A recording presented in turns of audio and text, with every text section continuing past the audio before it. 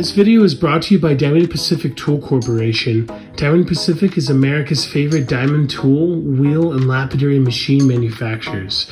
For nearly half a century, Diamond Pacific has set the industry standard for diamond lapidary equipment. Join the majority of professional lapidaries and choose Diamond Pacific products such as their Nova wheels, Pixie, Genie, and Titan gem makers, as well as their wide selection of other high-quality lapidary diamond products.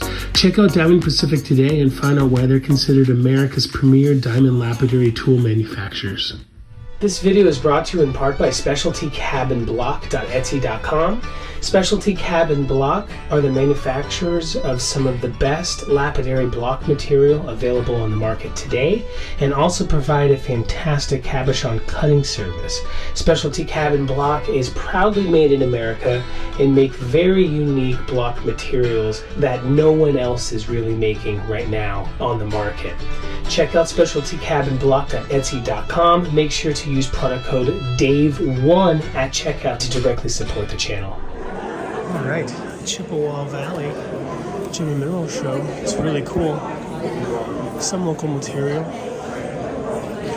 Gentleman down there has some really cool Chinese agates that are really old.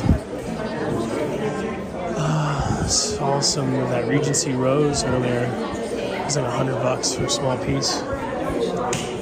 Our good friends Austin from Blue Bead Trading is here.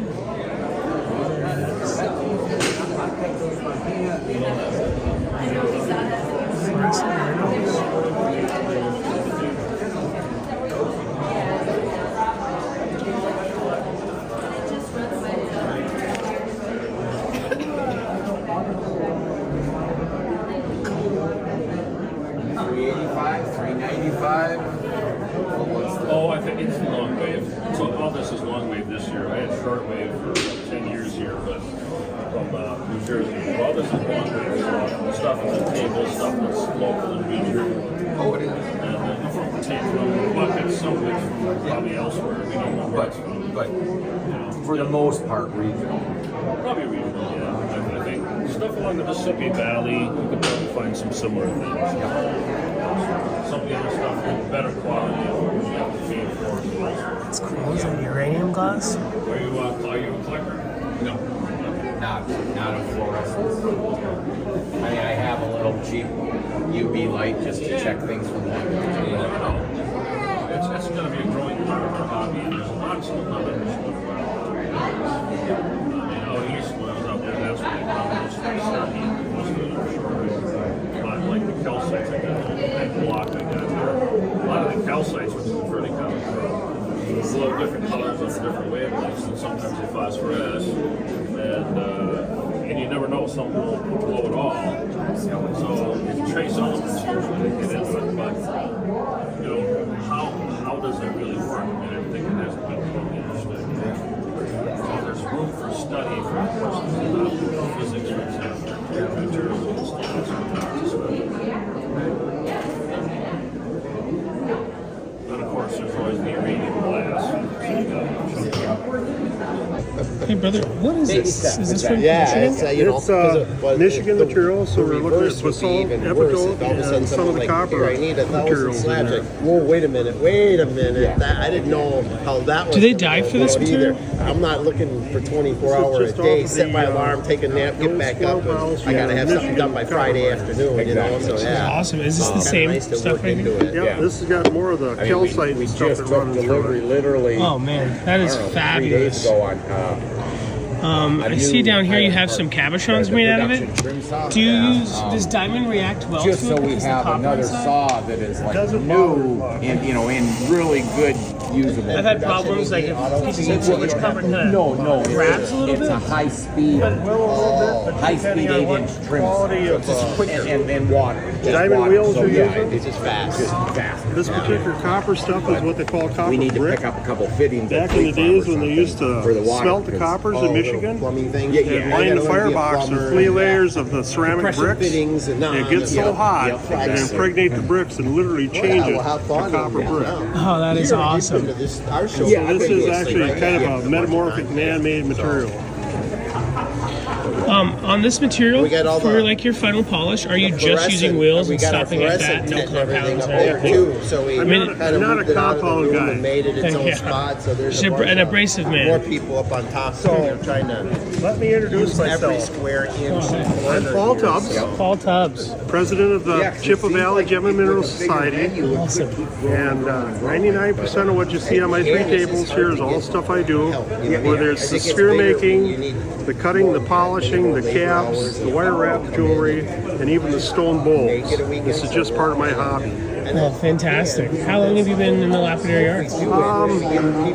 Probably really steady for about the last 25 years. Oh, wow. I'm one of the few people you'll probably run across in the hobby that owns a 36-inch cabinet saw. Oh, gosh. Yeah, that's So pretty we could big. literally cut a piece that big into slabs.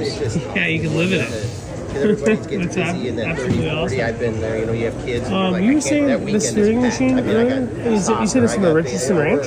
As a family, we're Probably one of the Richardson going towns. 6 different directions. You know, and if your kids are happy, that's all. Very cool. Super quiet. So we own anywhere from the little Covington marble machines all the way to the Grand Jenny of all sphere makers, which is the Highland Park. That's the big high speed. No, it's not a high speed. Okay. I have been trying to get that guy to talk to me. I haven't managed to yet. John or Herman or John. But the thing's 58 inches tall. Oh, wow. It measures 76 inches at the base, 3 directions. It's supposed to be capable of a 24-inch sphere. What? Okay. Jeez. I didn't I've need never it, even but seen it. I don't know anybody else that owns one. Yeah. Highland Park. Yeah, like if you go back when they used to show in Tucson, they had those big, giant boulder pieces, but I didn't know they still sold the machines. That's impressive. How could you not get it? My biggest drawback with it right now is I don't have the 3-phase plugged in at the farm yet. So, in desperation, we got the wood splitter, the 27-ton wood splitter out of the shed last fall, and we hooked up the hydraulics to this thing because it's hydraulically driven with air assist, so it's got an air assist cylinder that helps take the weight off the sphere while you're turning it. This is lovely. That is Dunsville Sandstone. So down by Menominee, Wisconsin, there's a sandstone quarry down there. As a matter of fact, one of the churches in New York City is made out of Dunsville sandstone because it's so highly carvable. And they reopened that sandstone quarry to a certain extent. We talk to these people, we get certain pieces of it, and we turn it. Lots of times they'll have an iron staining that runs through the sandstone, which makes it unusable for what they're doing. But they're turning out spheres. This is fabulous. I can turn one of those out in about 4 minutes. And since it's like a satin finish, you know, you don't have to. And the longer it's exposed to the contaminants in the air, the more oxidization it gets, the harder it gets. So when you turn them, if you want to go ahead and carve a dragon in it or something like that, you should do it right away, because as it sets up and oxidizes, it gets harder. It gets to the point where it just barely can scratch it from the top. These are fantastic. Some people will say, is that a natural rock? And I'll say, no. We've got a local countertop place here in town that throws away tons of leftover countertop. Oh, wow. So we laminate them together and turn spheres on them. Brilliant. If you don't mind me asking, what kind of adhesive would you use? We're using a epoxy, a 220 epoxy adhesive. Oh, nice. And if you use a black light on it, sometimes you'll have, if you get a big enough gap in them, they'll fluoresce. I'll show you the adhesive. Oh, yeah. Lovely. You were saying this was also fluorescent. Yep. Oh, that's brilliant. This is Sterling Hill Mines. Franklin, New Jersey.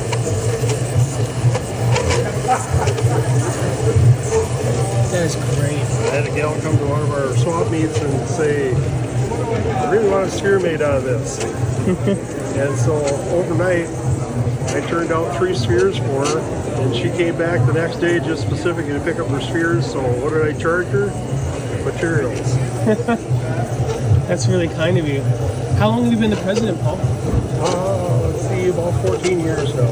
Oh, nice. So You're a real nice people person. If somebody wanted to, like, does the club offer any equipment and classes and stuff?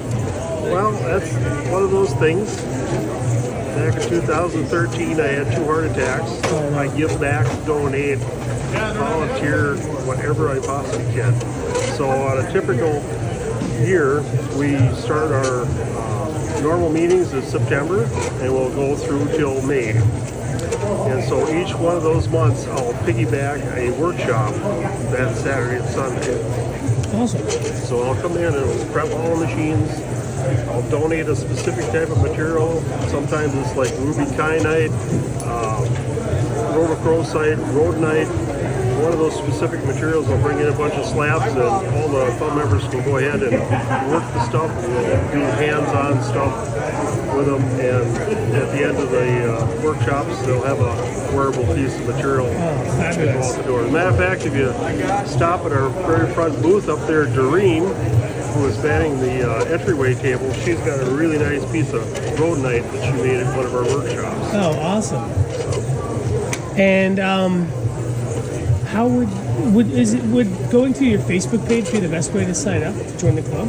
We've got 2 people that manage our Facebook page. I don't, but we've got 2 people managing our Facebook page. They'll direct you to one of our meetings. We've also got some trifold flyers out at the front desk for sign up. It's just kind of a fun, interesting thing. We'll have kids as young as 10 will come in and do some of our workshops, which is really cool. Oh, that is very cool. Get them involved.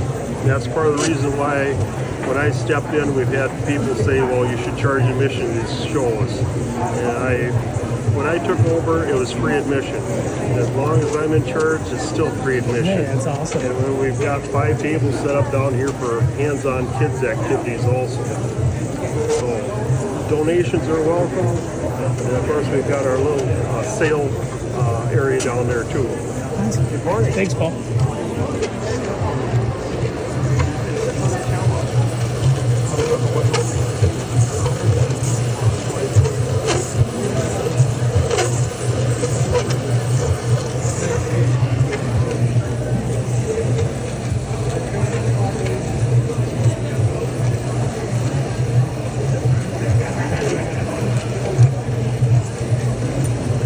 Start with the cube, then you take the corners off the corners, off the corners, off the corners.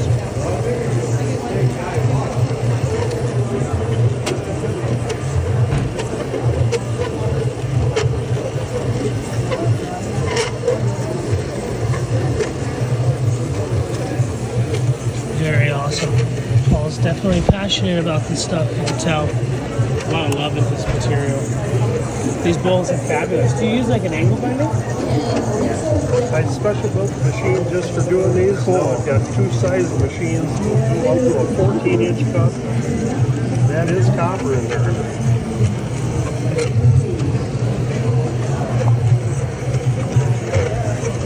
Very cool. And then we'll do some custom orders. We'll have people ask for specific spirit. We'll have people do I found this rock. I really want to made out of it.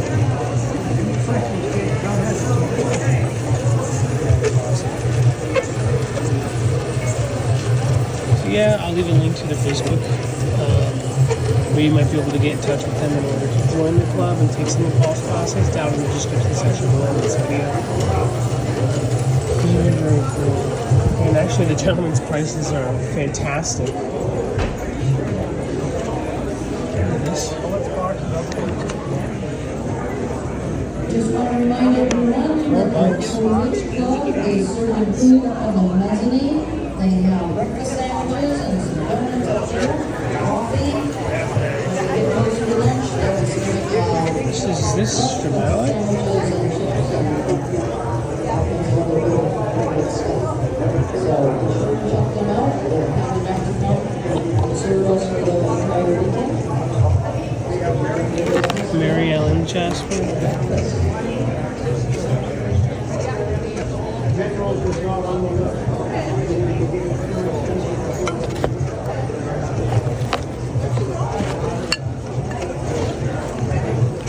$40 a piece. Go ahead. Some Afghani lapis.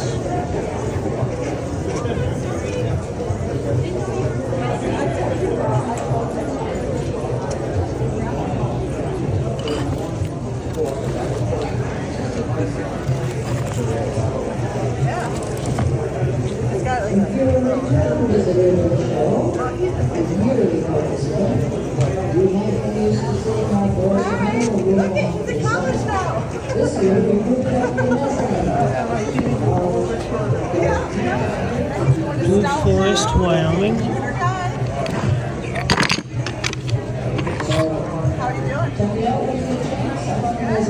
This is awesome.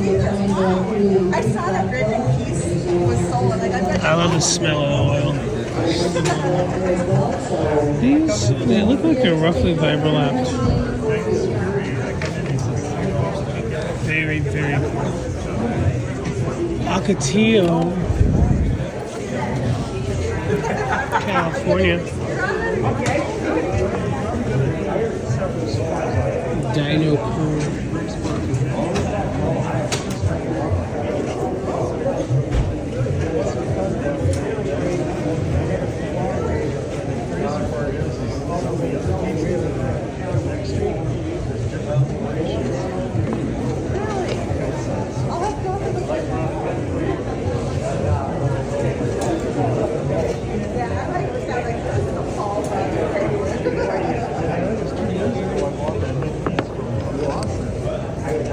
It almost looks like a petrified wood.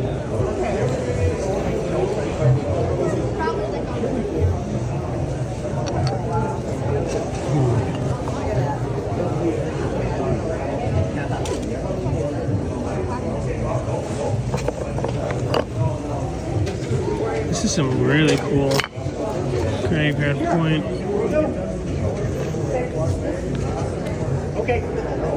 A little bit of the marcasite.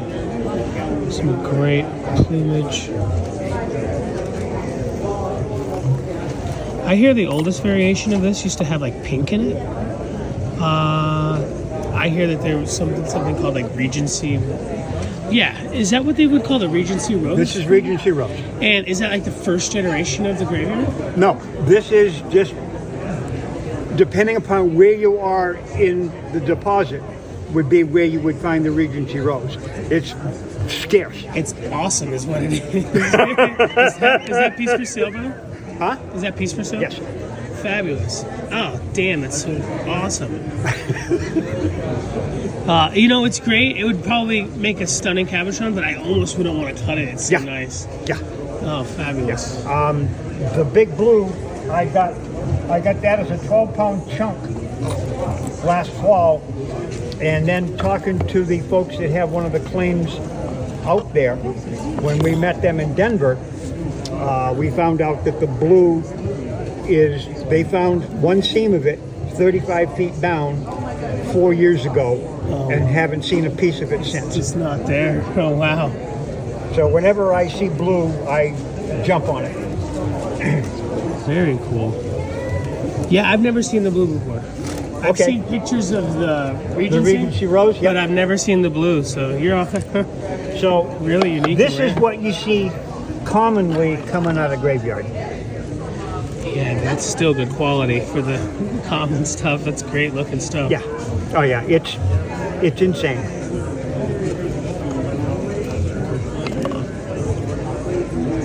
Fabulous, great price.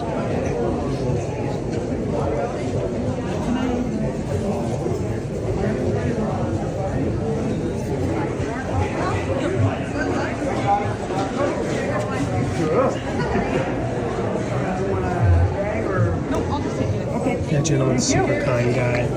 Fun little some Picasso marble.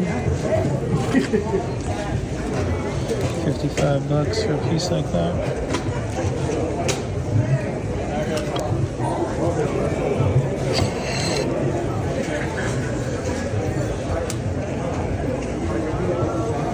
$54 for a piece like that.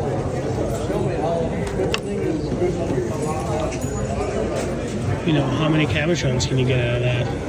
You know, you're printing $20 bills. It's really nice. It really does work. Piece of the small one actually came out, probably broke. See these different flores, they're so nice when you get a different color. Great green. Here's some more of the casual graveyard foil, I think.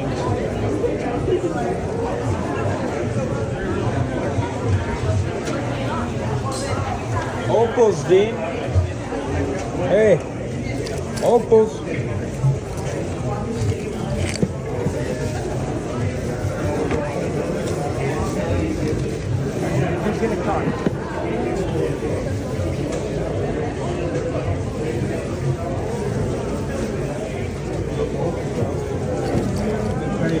This is really cool. The cotton candy. It almost looks like opals. It's from Mexico.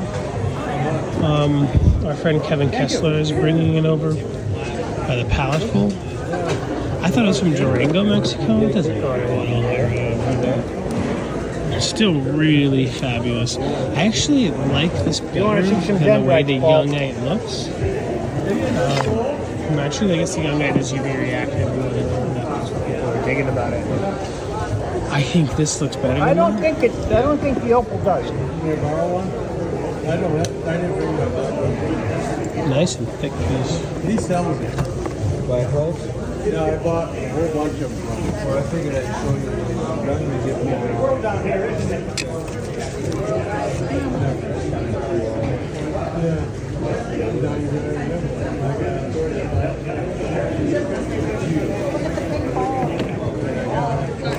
Fox and Ryan. So I need some decent. Any of it shine? A little bit, but not like you'd expect it to. Yeah, let me see it on these two. No, it doesn't really. Excuse me. How much is the pink ball?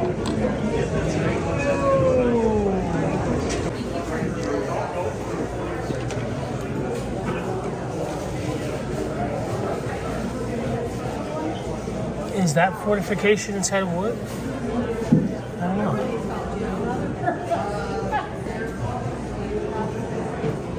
I think this is a TP. I thought maybe it was TPK. Okay. Just I'm going off the orange. And I'm going off the host rock, but yeah.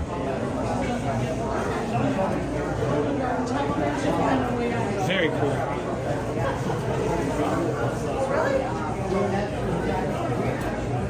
Is this a Malawi?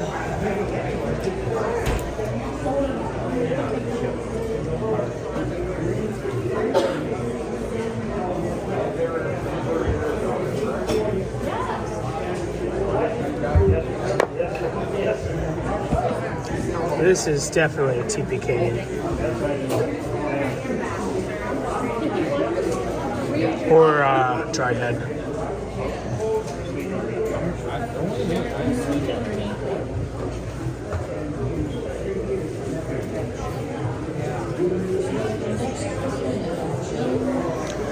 From the variation and finish, I think they're probably vibro-lapping these. Some people use like the Richardson Ranch or bull wheels and stuff, but I think these are probably vibro-lapped. These are really nicely done. That's definitely TP or dry head, right? Yeah, I feel like it must be dry. It just looks a little too different from the TP I'm used to thinking. Is that dry head? Dry head. Are you vibro-lapping these? Yes. The finish is stunning. Yeah. And there's like almost like a variation between the soft stuff and the hard stuff. That's like thousands of hours of work there. On this table. You do great work, brother. Well, those I did not. Is this like Chinese. Oh, cool. Before they covered the whole one. Is this what they call the Warring States agates, or is that different? No, fighting blood. Cool. Yeah, fighting blood. I had to think that, so now you confused me for a second. I'm sorry. I've never seen them for sale in America. I just usually see pictures online. These are awesome. Well, like I said, I bought a collection out that had probably 200 tabs. That's stunning. While you were out west or local? No. I bought it from a guy that bought it. But he knew I wanted it, so he said, I'm going to mark it up, just a little bit, pay for it. And I said, I don't got time to travel to go get it. He took attention, and I said, yeah. No, I said, I can look, Thank you, sir. That is so awesome. I've never seen these in person that I've noticed. I see pictures of them on like Facebook every once in a while. The Chinese will be selling them. A nodule can go for like $1,000 or more. I guess some of them come from the Yangtze River in China.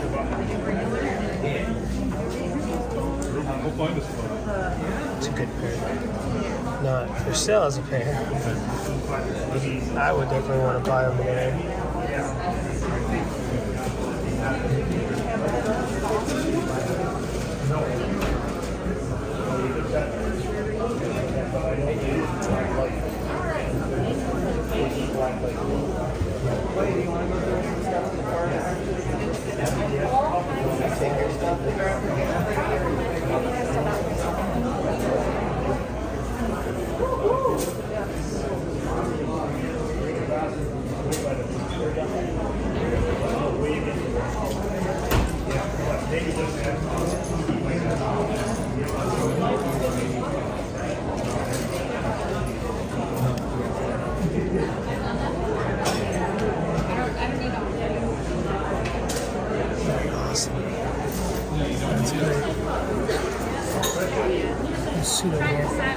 Okay, no, you're fine. I was asking if you got a credit. I get it when you decide.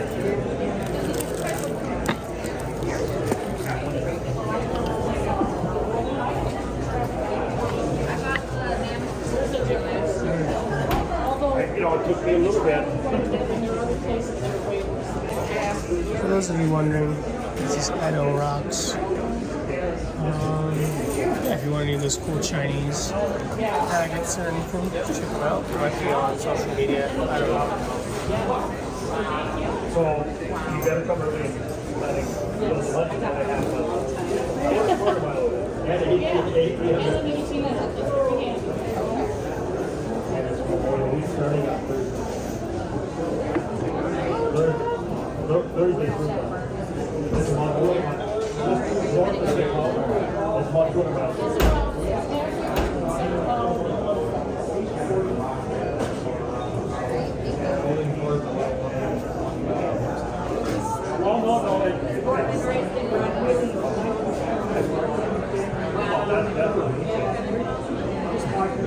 It's a really small town.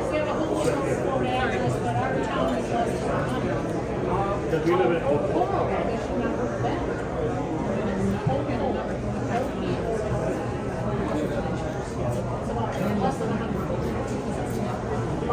Lutheran church, and then a great big stainless steel drum tank manufacturer.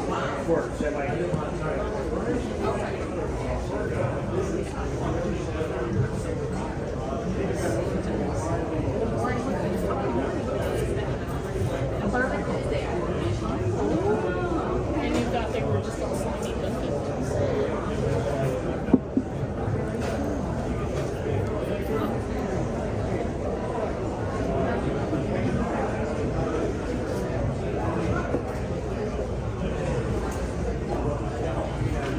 Got enough later. Oh, yeah. Where do you want them? You can move them around. This is fabulous. Did you give him a name? Starry Night. Great name. Impeccable polish. Northeastern Arizona, he mines them, he has a claim. Oh, really? It's only a 3-mile walk. One And way. you gain 1,000 feet every day. And you got to carry everything out, carry everything in. Yeah. Absolutely fabulous, brother. That is cool. He is a proud papa. I bet. I mean, that's Great. Yes. Your finish is incredible. Aren't those amazing? They're beautiful. They're so fun to look at. Look at this one. This almost looks like a man. If you don't mind me asking, how long has it been? Busy. Had it on the market? I was busy screening these. 2 years. 2 years. Brand new. You know, for Well, size. I've been mining it for 7 or 8, Oh, but but I've been hoarding. yeah, you have to, right? You want to be the Well, and then I'll show you another Because these are bunch the, that we the found in a pillow different spot. sizes. awesome. Question, sir? You just want to get on? And bigger. Gotta find out my brother.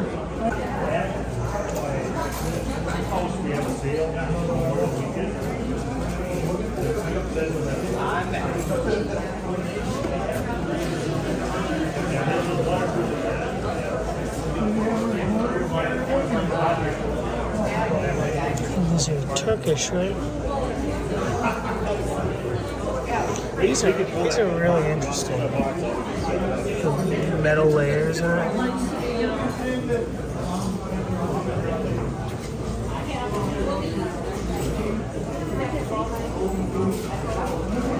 The matrix in this stuff is a trip. Is your first name Dave? Yeah. I mean, these are the poorer quality. They're still great. No, right, but I'm just telling you. You Yeah. know.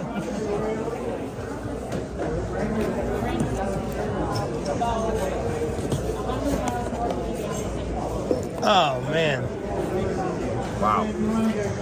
it's so good. I would have thought it was like some kind of designer Mexican material or No. something. Yeah. And look at the pink crystal. agree. Well, and this is called Greenlee.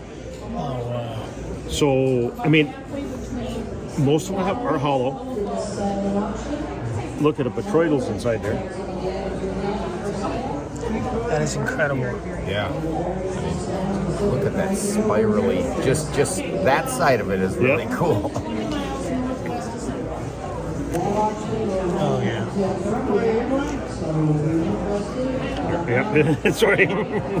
Oh, wow. You good? Oh yeah, that's so great. Oh, that's got to be fun to cut. Oh yeah. Look at that one. That's great. Great color, great patterns, incredible juicy. And the guy, I had the top because I broke it, and the guy said, "I only want the top," because he was making rubbing stones. Yeah. He says, "That one I can put in my pocket." Oh wow. I said, "Well, whichever." And now this one's a little more black, you know. So That still looks I mean, it's good, but Would you take 60 cash? no, 65? no. No? I mean, I'll do the 70 no sales tax. Okay. You good? I'll put it back. If you don't want. It's okay. Okay. You good? Oh yeah. That's. Thank you so much, Ed, for sharing. But there's one other box. Long as you I'm get excited. time. Long as you I get got the time. time for sure. Do you go out and find these stones, these rocks? Yeah, I might have. Where would you go to find something like that? Arizona. It's only a 3-mile walk. Oop, wrong box. No problem. Ed, do you do any of the Arizona shows? Yes. You do no, not the Arizona. No Quartzsite, no Tucson? No, I mean, I go there. Well, yeah, well, I ran into you in Denver, but then also somewhere. He's out and about in the country, huh? Not Victorville, not the tailgate in Victorville. I'm sure I ran into you guys. Maybe you were just browsing around in Tucson or Yeah. Quartzsite or Well, something? that's what I think we were browsing in Tucson or Quartzsite. I think this Yeah. would be the best here, yeah. Give me 1 second. No, take your time, brother. So I grabbed the sister piece of that. And otherwise I was going to grab that. You're good? Look at that. Yeah.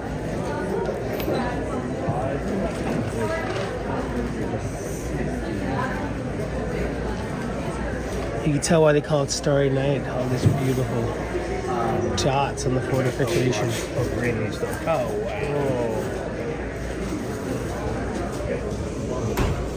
I feel like the sharing would be your best bet. I love the pink.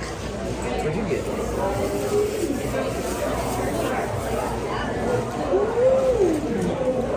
That's pretty.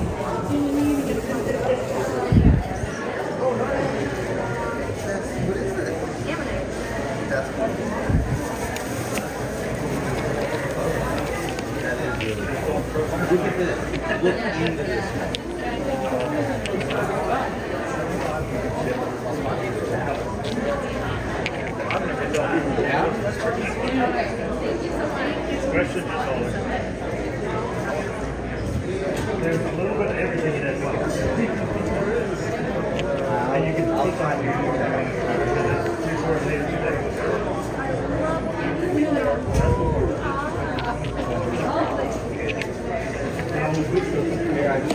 That's really good. I'm envious. Beautiful pink Truzu.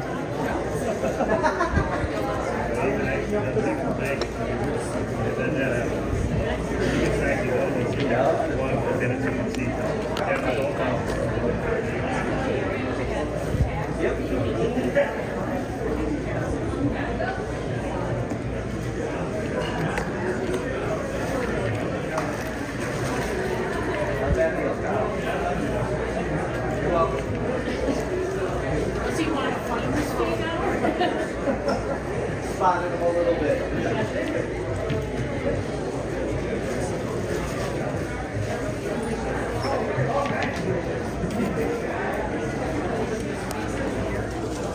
Very fabulous. We're good, Dave? Oh, yeah. Hey, brother, if anybody wanted to get any of these from you, how could they reach you?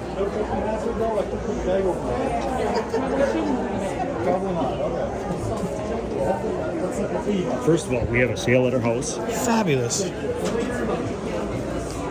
And it's coming up. Yeah. It's a 5-day sale. Well, 6 days. Because we're through Monday. Oh, German agates. Those are kind of hard to get your hands on. And this is a really poor one. Oh, wow. You got the goods, the rarities. Yeah, the difference. Oh, man. Thanks for taking your time, man. I really appreciate you. I'm going to buy this one. Okay.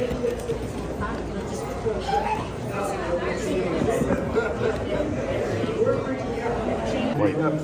So with this, what you do is you put the dart, into this holder, and you would hold this like so, and you would, roll it back, and you would throw it, and it would extend your arm like 3 feet, which gives it a whole lot more power.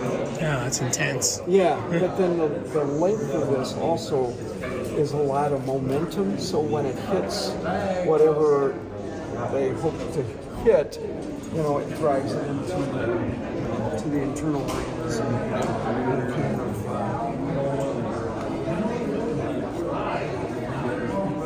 That is fantastic. Did you make this one? No, actually, I got this from a guy that I know who made it, and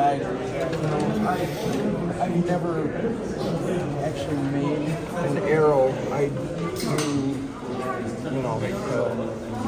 the tool part of it, and Somebody told me in certain states that it's against the law to hunt with your own arrowheads. You ever heard this before? yeah. It's kind of wild. I guess you might think it's cruelty because it's like if it's not made right, the animal's suffering or something. I don't really know what's going on. Probably something like that, but if they're made well, it just means they're to probably- pierce the outside and do damage to the internal organs.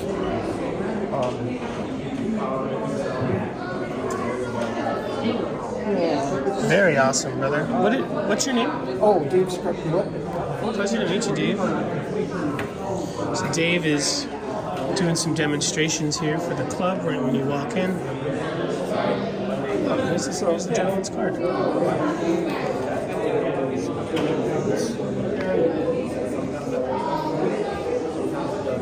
Third Thursdays at the American Legion, March through November. Fairgrounds at Grace Lake. Very cool. Oh, that is awesome. So, how long have you been making this style stuff? Flint Knapping, I've been doing this probably 25, 30 years maybe. So these are preforms. They could be used as finished tools, like they could be an axe, or a hoe, or a scraper. I mean, any of these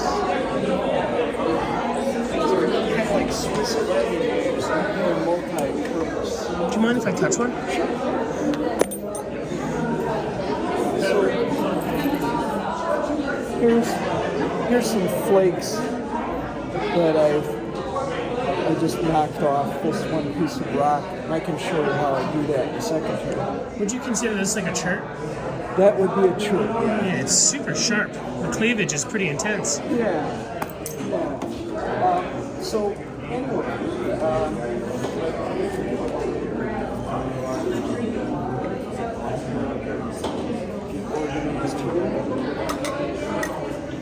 I've got this towel to sort of take up the impact. Yeah. Not damage my leg.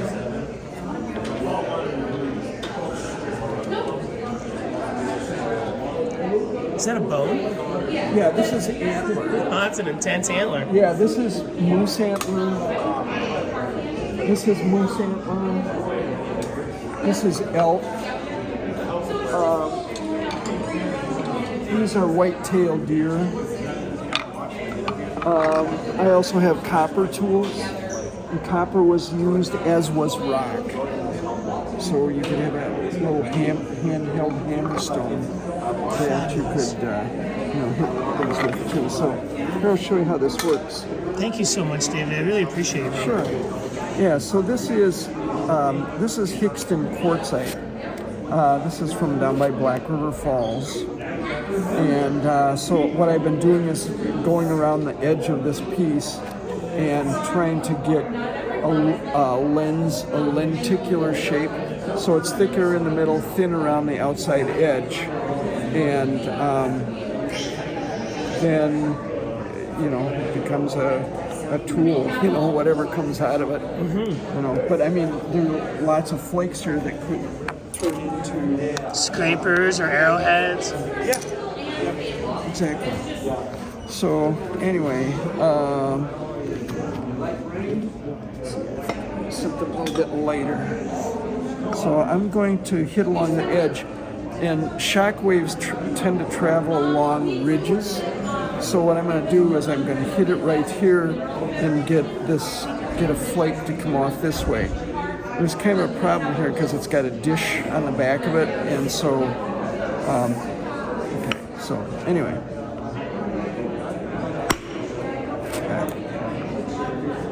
So it did take off part of that, but not as much as I wanted. So for the folks at home, it's a lot less random than you might think. Oh yeah, no, there's there's a method to this madness. You know? So here's an area here, and I'm gonna hit this edge and drive that across. Okay, so I got some of that off. It didn't go as far as I wanted it to, but that's all right. And I've got a chunk here. Except I have to go from this way first.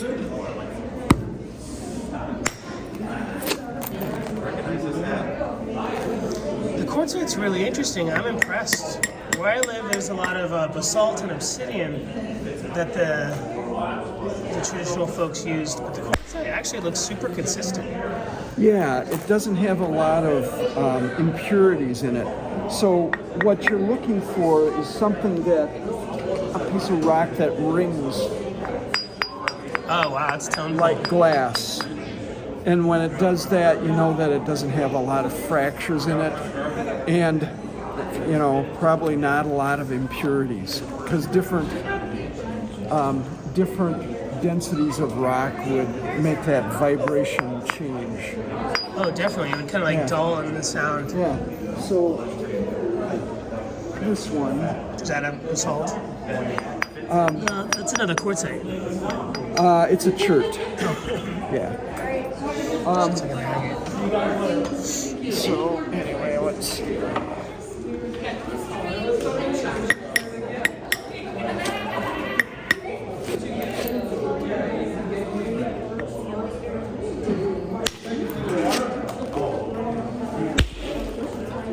Nice. That's so satisfying. It's Well, therapeutic. The sound, you know, when you do it, if you do it right, it has a certain sound to it that, you know you've kind of done what you intended to do. And,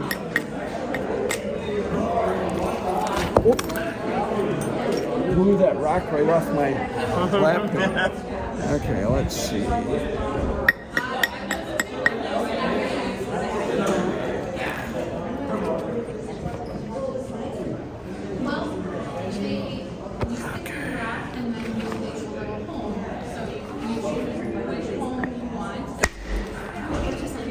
Awesome. So, I was always told that Flint knapping, you can wear, you're wearing good protection. It's important. It's an art form that demands blood at times. Oh yeah, it does. If you don't bleed by the end of a napping session, you haven't been napping. But no, you're right. It does. I would imagine a lot of flint knappers have bruised thighs, fractured knees. Oh, okay, you do have something. Yeah. So, yeah, you have to, because otherwise, by the end of the day. And you can imagine the ancients. Their hands are probably so thick they can slice themselves a quarter inch and it wouldn't even bleed. Yeah. So I mean, you can sort of see what I'm doing is I'm doing a rough-in shape on it. Mm-hmm. So that could be an axe head or some other kind of tool. Yeah, it could be a hoe. Yeah, for axe for chopping trees. Break off and create a sharp edge. Would you like this as well? Yeah. He's offering it to you. Yeah, you can have that. Caspian. Here, let me show you something. Yeah, with some of this rock. Is that people used to, before matches, that's how people used to start their barbecues. Amazing. Oh, Narnia? Yeah. Yes.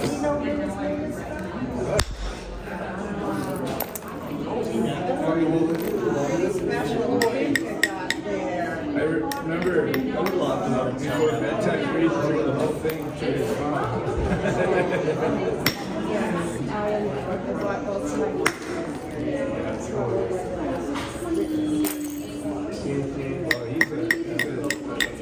He has a way with words. but it is really a messy hobby. It's worth it. Where you harvest the quartzite, do you ever find pieces of tools and such just out and about, flakes? Oh yeah, yeah. I mean, what better place to go and make it than where the deposit is, so you're not carrying back a bunch of rock, you just carry it back finished points. Although this was traded all over the country. I mean, pieces of Hickston quartzite have ended up in Kentucky and some of the western states. And by the same token, when I'm looking for artifacts, I will find, you know, like Knife River Flint, or that comes from southwest corner of North Dakota. Is that what that is over there? Or is that different? This is different. This is Novaculite. I don't remember what this one is. I mean, all the states have different kinds of rock that were. This is beautiful. Yeah, it is really nice stuff. You ever work with the Ohio stuff? Yeah, it's pretty colorful as well. Yeah, this is special. If you heat treat Ohio flint, it becomes more colorful. Oh wow! And it becomes easier to work with. Do you think the ancients were heat treating? Yeah. Oh, like it's a known thing, huh? Oh yeah, they did. They would build a pit. They would dig a pit, and they would put a layer of flakes in the bottom. Put a layer of sand, another layer of flakes, another layer of sand. You know, until it was full, and then they'd build a slow fire on top of it, and they would build it up gradually, you know, so that it would slowly heat, and then, you know, they would keep it at that temperature for like 24 hours, and then they would let it cool off slowly. Oh, wow. You know, so from a small fire to a big fire to a small fire, and then... I hear the cooling is super important to keep down fracturing, right? Well, the whole process is. Yeah. You know, you don't want to change the temperature of rocks too much because some of these have moisture in them. And if the moisture, you know, turns to steam, you know, you'll fracture it. Yeah, makes sense. Yeah. So you got to be careful, let it take its time. I bet you probably all the different materials have different techniques for how long it needs to be heat treated. Yeah, that's true. Dave, would you mind if I shared with the folks at home some of your collection over here? Sure. Awesome. Thank you, brother. Sure. Here's a big, beautiful axe head. Or hammer, probably. It's an axe.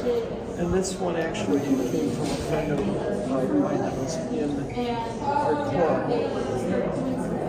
This is fabulous. Yeah. 1950. Stuff that I've used and collected, and some of it has come from other sources. So if you look on the cases, it will tell you who or where it came from. Very nice. David's super nice, kind gentleman over here demonstrating for everybody. He took the time to talk with us. He's a biologist. Yeah.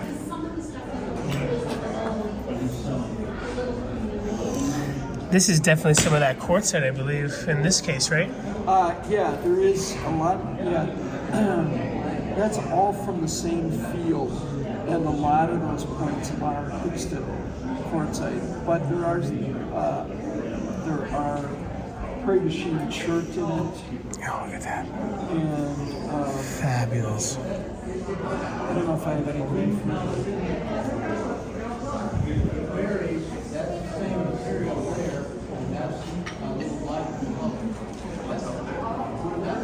Some Bar City, Wisconsin finds of Dave's. They look so awesome in the case altogether. The ones right there are basalt, and that is a really difficult stone to work with. And it was used for making adze, which are woodworking tools.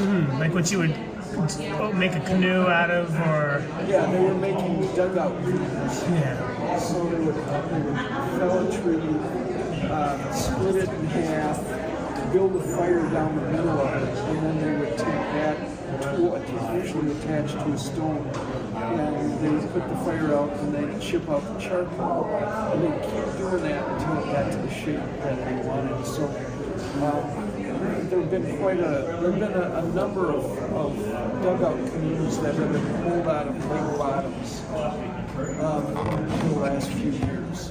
Oh wow, just recently. Yeah. This is super colorful.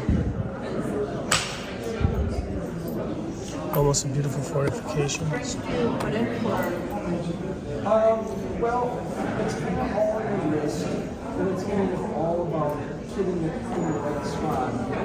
So what I'm doing is I'm going around outside the edge of this, and filling out the edge. I've got the edge pretty well filled out, but I've got kind of here and so every time I take it out, flame. So here's a little like it sets up two platforms. Wow. So shots just follow a ridge. I found one piece, a basalt piece, and I gave it to Lynn's son who lives in Canada. I don't think he wanted to bring it home, so we left it at our house. I then took it was a perfect basalt point. I drilled a hole in it with the Gunther and gave it away in a necklace form. These shouldn't be drilled. Leave them as is. Don't cap them. Don't put holes in them and to braid it up. It'd be cool to just use the natural tail to incorporate your rope or whatnot. There's some really cool ones. Contemporary pieces. It's a cool drill bit. Cornelian. Glass. Rosarita glass, I think. Very cool.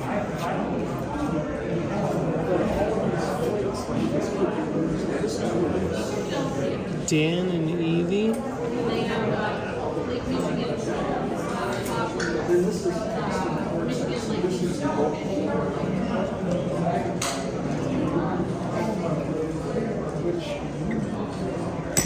When I walk the fields, I'd say probably the majority of the artifacts that I find. And when I first started working with this is really difficult to work with because it's kind of coarse as compared to some of these other types of shirts or whatever. This is so unique. All of the things that we're doing is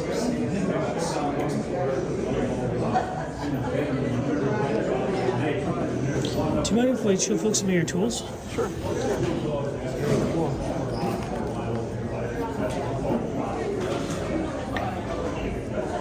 Thank you so much for your kindness, Dave. This feels really well made. I guess it's got to be. There's a lot of force going on.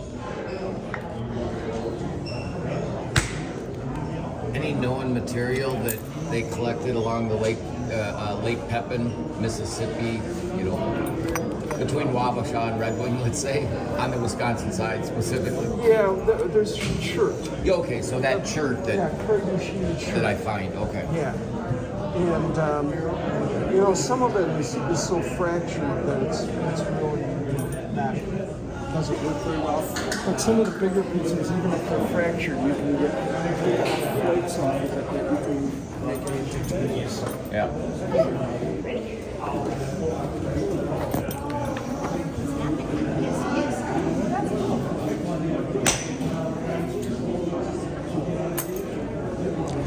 It sounds good when you hit the rock. It sounds good when it hits the ground. Yeah. What a satisfying hobby. It can be. However, it has its downsides. It's also, you have to be really careful, protective equipment. So your hands, your eyes especially. Well, yeah, I saw some flakes fly all the way to the other side of the table over here. Luckily, all four of us here are wearing glasses. Yeah. But the other thing is that it makes dust. And, you know, silicosis is definitely a potential issue.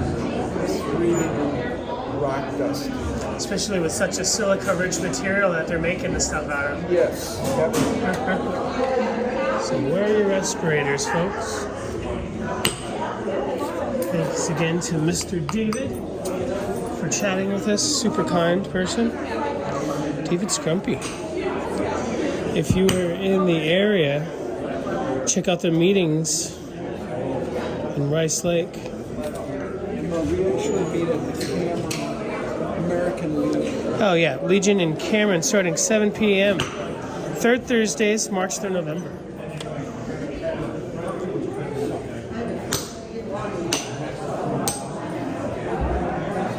Steve.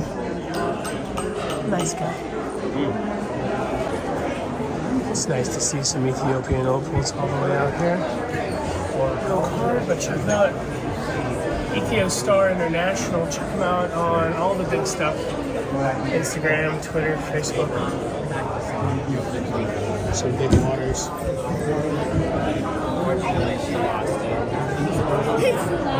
It's a big fish.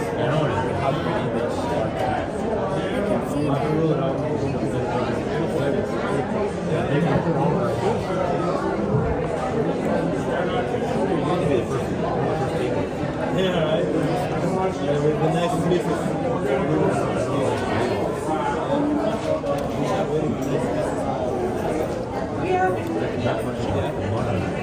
No, this is very thin layer, you know? Big layer. Very nice.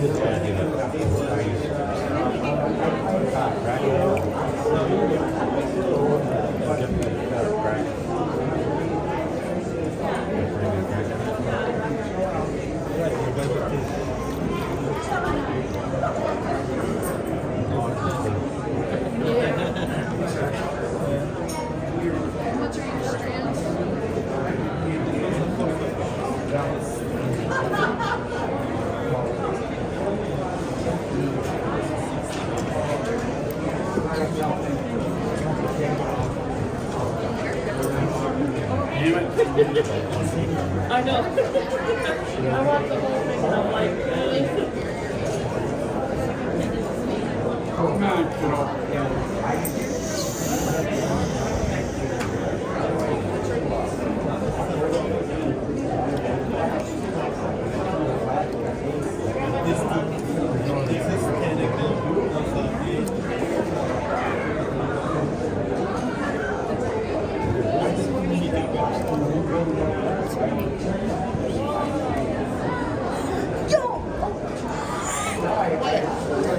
Yeah, that's some opals.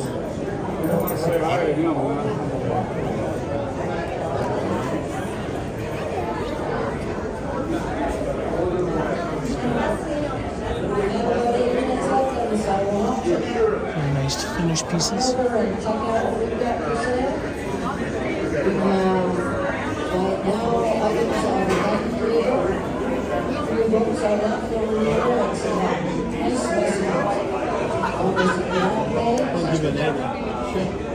We have this really nice stonework.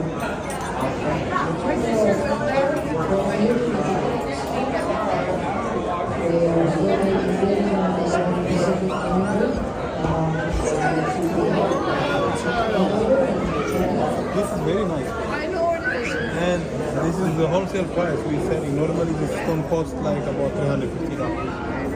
On this stuff, and it's just In Tucson, are you at Jogs? yes. Awesome. John, I saw you. You always, Yeah, getting everywhere. bringing me good customers. Okay. Let's do it. Yeah. Let's do it. I have Instagram here. There's a QR code. If you scan this one, if you scan with Instagram.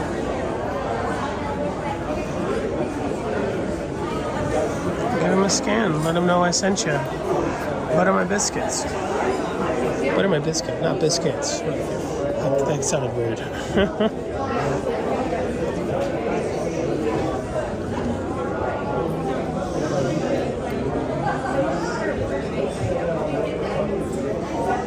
I think Jogs is getting better than it used to be.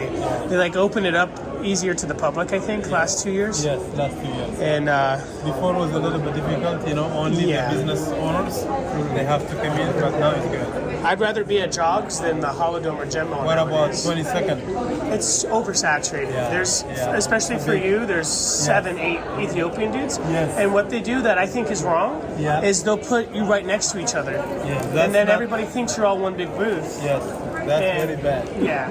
And they open the backside of 22nd? I got 3 places over there. I got in Jogs. Nice. I got in Pablo. And I got in Daisy. Oh, nice. 3 locations. 22nd is good for the bad weather days, but honestly, it's oversaturated. I think a lot. They built another tent behind the big one, and I would not want to be in there. That's how they do. Thank you so much. Have a good day.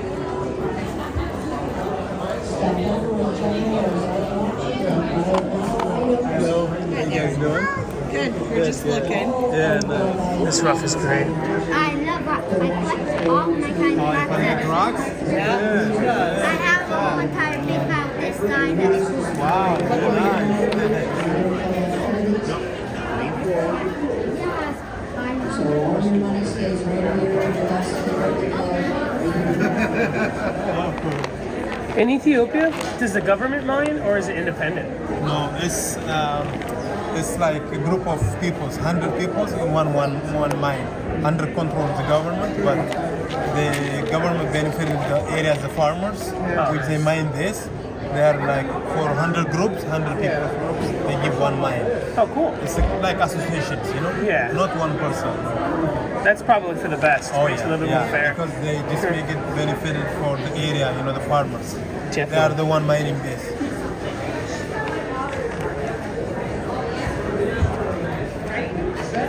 How does the Gunther handle drilling opal? Well, so opal, since it's precious, a lot of people think it's fragile. It's kind of hard. You can make an arrowhead out of opal, you know.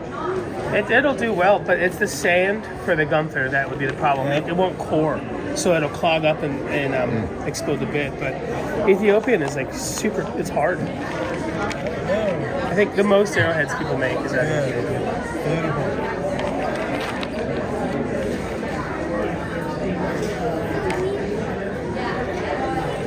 So John Cook told me years ago, when pieces are finished, sometimes people have a hard time identifying the difference between like Mexican, Australian, and Ethiopian. One thing John Cook told me is that the color play of Ethiopian is the fastest. It's just like hits you fast and it hits you hard. Where like Australian is the color flash is like slower. And you can definitely see that in Ethiopian. Like you play with it, it's just boom, boom, boom, boom, boom, boom, boom, boom, boom.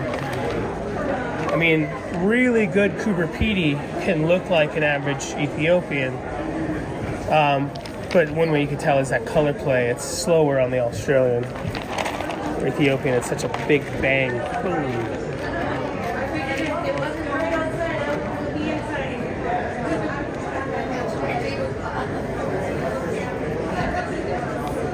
These have some really special cabochons over here. Nice high domes. Slightly rounded backs. These are probably done on like flat laps.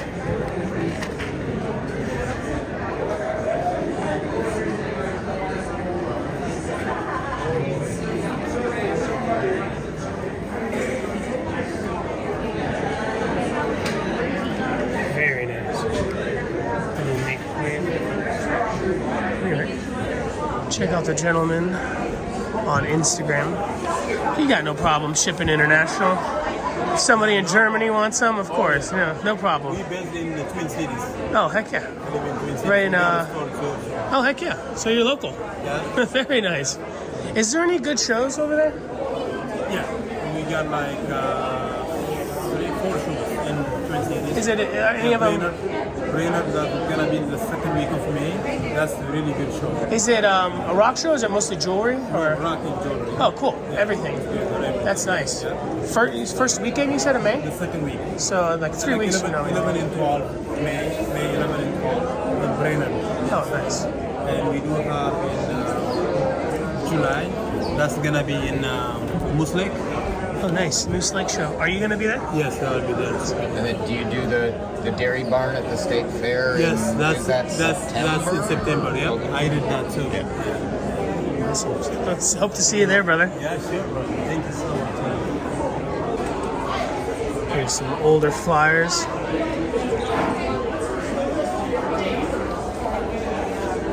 Is this like the 60th show? Yeah, so that's 1965. This show's been going on for quite a while. A lot of love here. I really, really like Wisconsin Minnesota.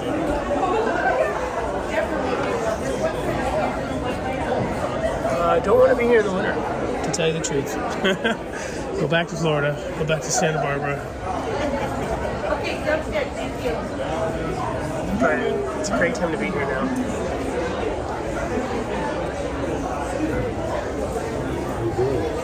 Good. How you doing? You remember me? Yeah, I remember you. Okay. I didn't have hair like this back then.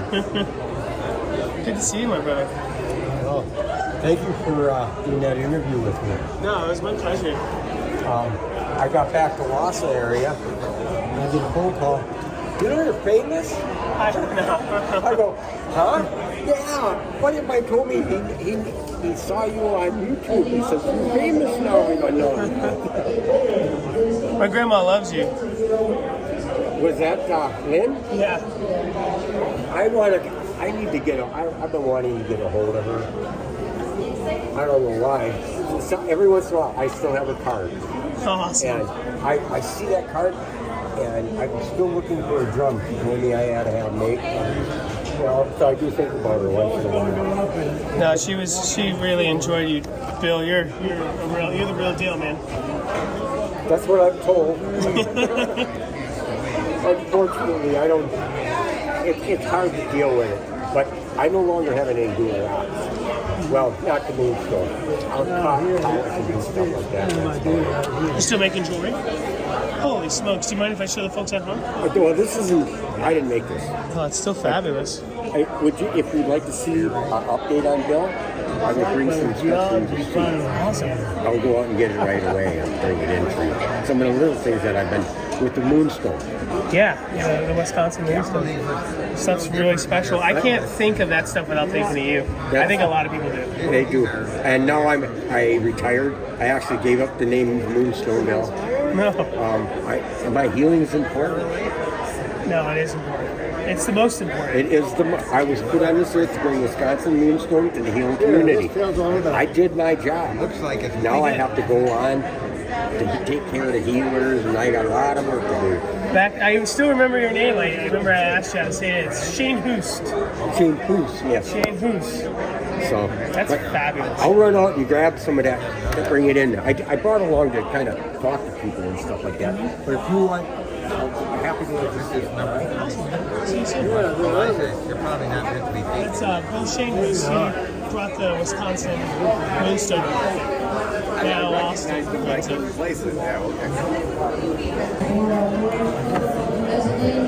Beautifully produced magatama here. Do you see Austin's wearing one? Yeah. Yeah, of course I made it. Oh, I didn't know you made it. That's fabulous. Well, these are all triplets. They're all triplets. This is some of the work that I've been doing. Damn, this is great, brother. This is what retirement does to a person. When you can actually retire and you don't have to work. You were carving it. Huh? You carved it. Yeah, I do all of this. Yeah. And it's all about Moonstone.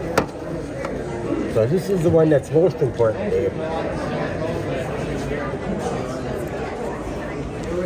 Oh, wow. It's fascinating.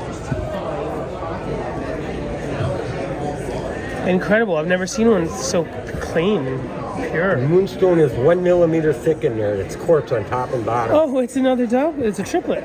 Yes, it is. because you could, or because I was bored. Yeah. Okay. Well, you wanted to know. Yeah. Because I'm retired and I can do this stuff, you know. So here, because it's Moonstone, I used to do a lot of crescent moons, and I had to do a couple full moons, right? And every once in a while, when you get on the radio and you hear that song, the dark side of the moon. That's awesome. So, like I said, I'm playing now.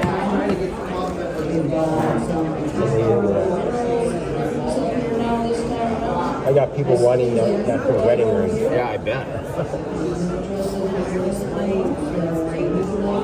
So Moonstone, I don't know enough about any Moonstone to know, does it have a layer like an opal that you can grind through and then it's gone? Yeah, you can, but a lot of this is real thick.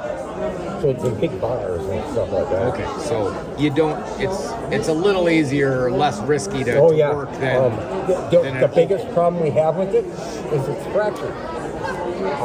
If we get down to the solid rock area, it's different. So, can you see the head of a poodle? Yeah, that's the ear and the nose. See it there? Yeah. Okay, how about Scooby-Doo? Oh man, that is Scooby. Oh, that's great. Oh damn. Great Dane. And that's just how it came out of the tumbler. That is fabulous. It's one of the few pieces of stuff I carry around like that. Bill, you do great work. I try. I do. It's an experience, man. You know, everybody these days has ADHD and all these alphabetical things. I've had that for years. You come to my shop, we're never going to be in the same spot more than 30 seconds. I'm just bumped everywhere. You can't imagine what it's like in my place. That was off a piece of scrap off of something like this that I made that was bigger. And a gal came up to me, a friend came up and said, I need 4 double terminated quartz crystals. I got, well, hold on, and I built a jig so I can make crystals. Very cool. And the first one I practiced on was, well, of course it included one. Yeah, that's stunning. That I'm really proud of. It looks great. That's like a Bengal tiger stripe. Blue Bengal. I'm just a wagon boy.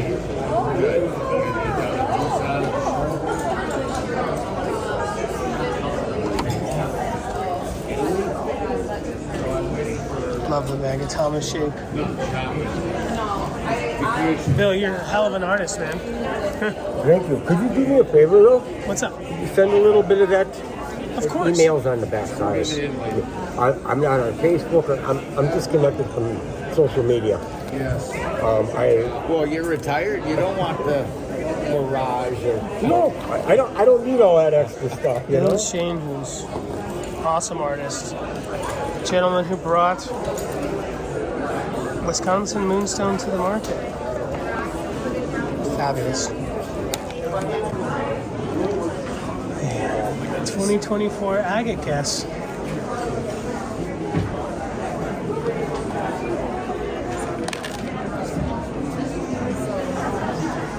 Maybe 100 in there. There's people shaking them, and I'm like, there's 5 they already know, and then I'm thinking, now if you shake it, you break about more. 40 pieces off, just increase by 40. Is this the price?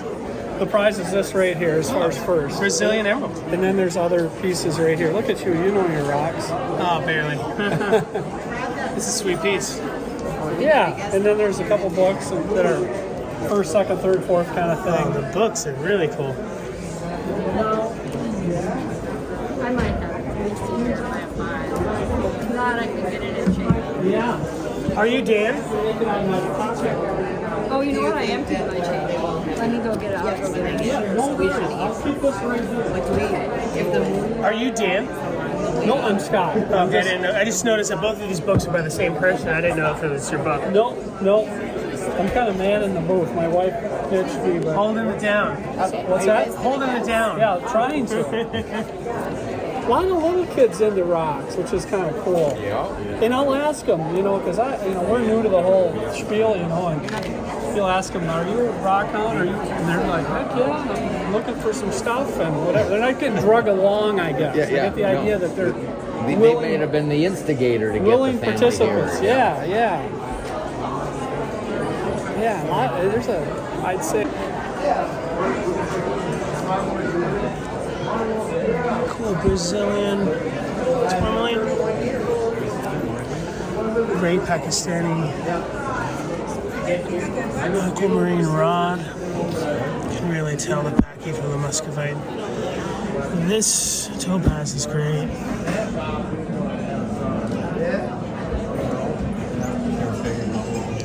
Love the copper from Bisbee.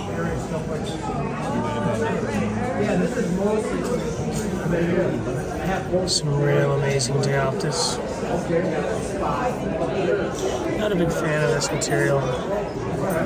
It's really popular right now.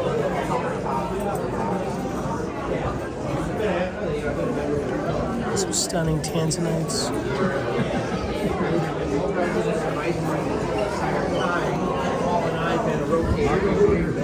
It's a Chilean quartz dolomite. Really cheap. How many carats is that? $35. It's a great deal.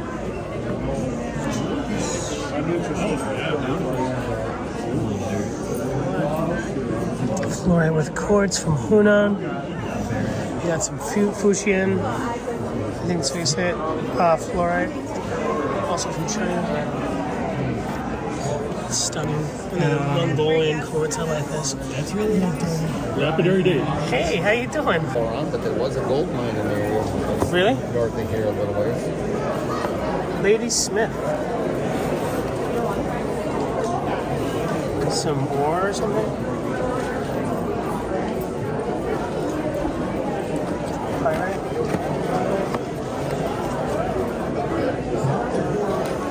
There's a bunch of different like superior agates. Some eyes on these pieces.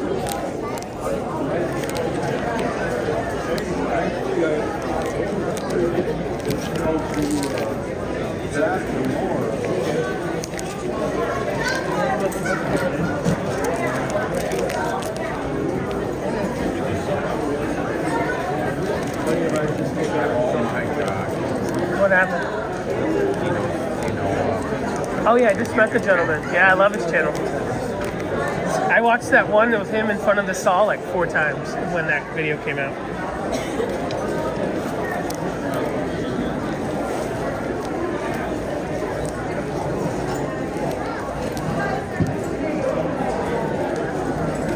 Well, we've got 2 evergreens to get set up, and I've been watching your video. And 24 Franklin that needs complete rebuilding. It can be done.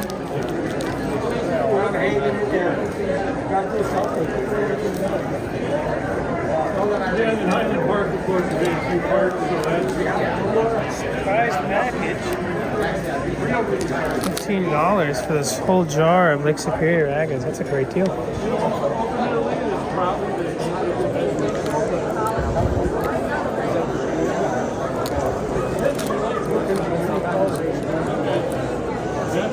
How much fun is that?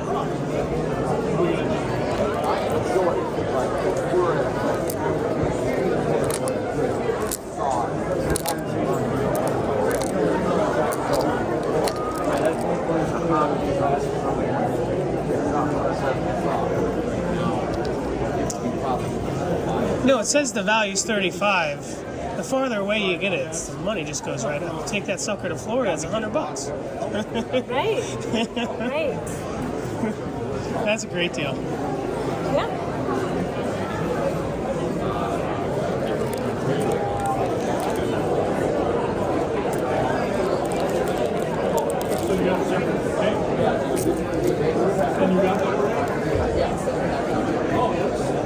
I got one at home I'm not going to use. Brand new one.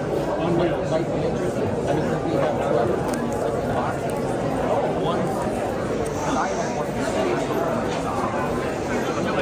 Do Do you think like the light play from the bubbles is considered iris, or is iris usually from like banding? I have no idea. Me neither. I don't. It wasn't a trick question. I have no idea. Because it does have cool color, like light play. I will say I'm just a daughter-in-law who's learned a lot over the last 17 years. Awesome. So I hear iris and I think eyeball, so there's that.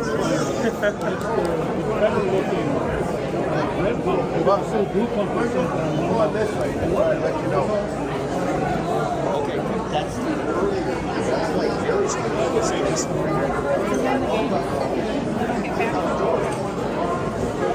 Bell Ranch.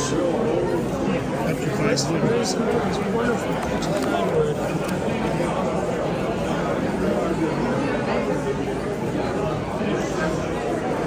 Not only do they do a lot of mining for this fantastic rainbow wood out there in like the Holbrook area and stuff, but they invented a lot of machines for polishing those big rounds and stuff instead of just using angle grinders. We have a cool video of me and Sweet Jim at the Jim Gray shop, and a gentleman takes the camera in the back and shows off some of the custom machinery that they use.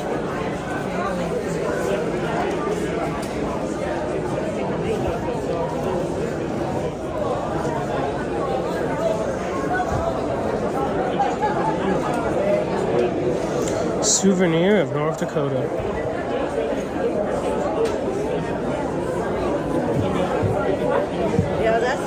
This guy looks like he was close to being doomed into being a clock. It's perfect. Live edge all the way around.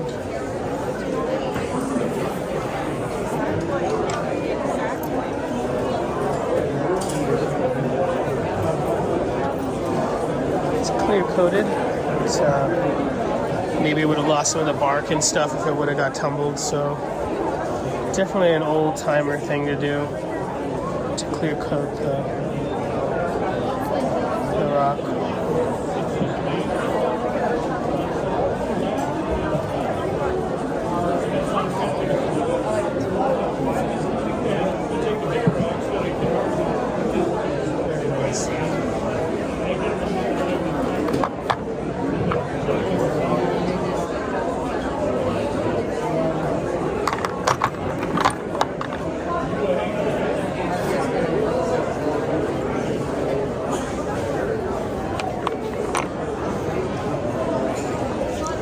Amazing stuff, isn't it? Fantastic. Is all this from the Dakotas? Yeah. Oh, stunning. Southwest North Dakota.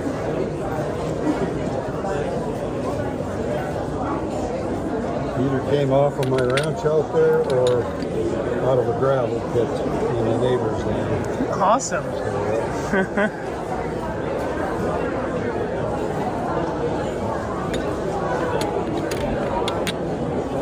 These are fabulous. I like the longer pieces.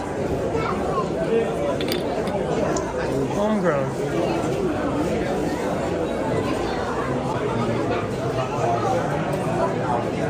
It's all Hunan material. I hear that green fluorite got pretty pricey.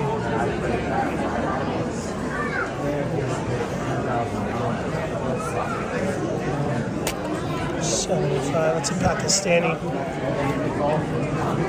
It's cool. The dog teeth.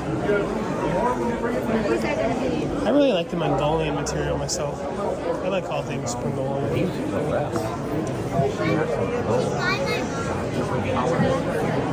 Lots and lots of minerales.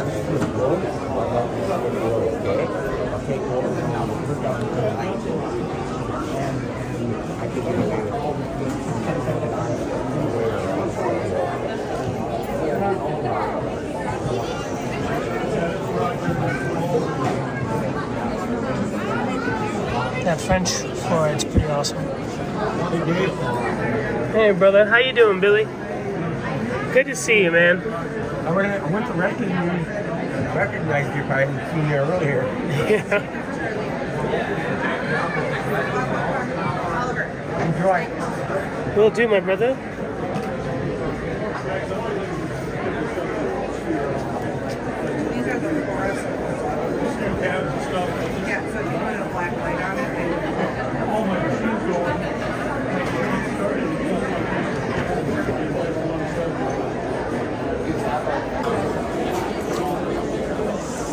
These are all like club displays. Oh, I don't want to stalk her to the I don't think back. these are for sale.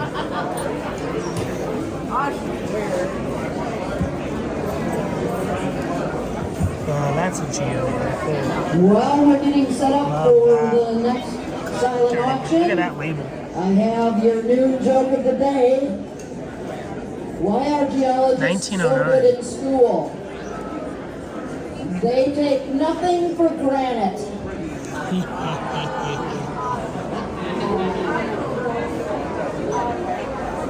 Beautiful crusty Marcus roots. I love that.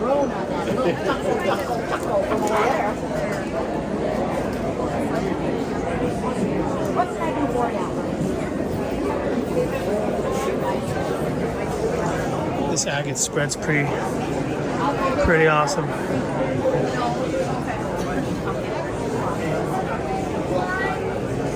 Lots of Mexican, Brazilian pieces in here.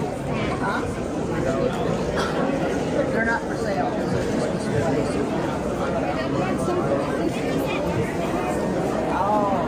So, if I was going to go to a dealer and buy something like that, polished like that, those are really excellent specimens.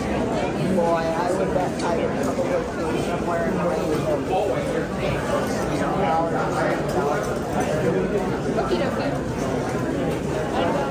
but I think, you know, I don't know if the colossal guy up there has some of those.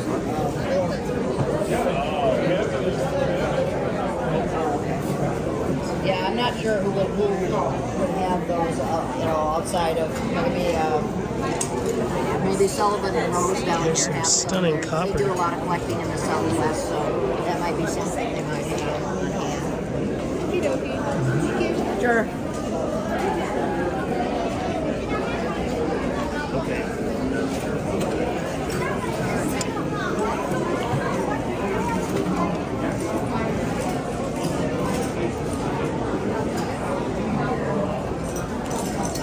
This is special.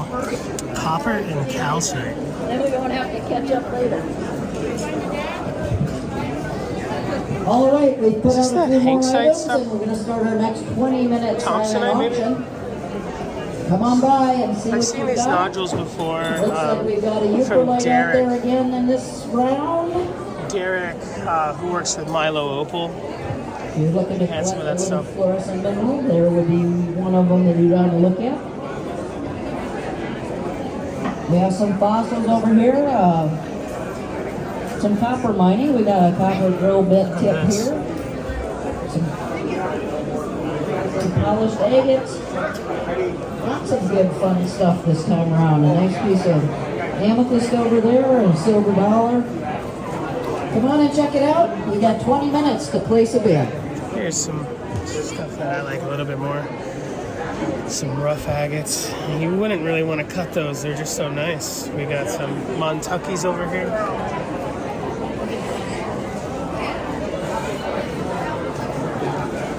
I think some Botswanas.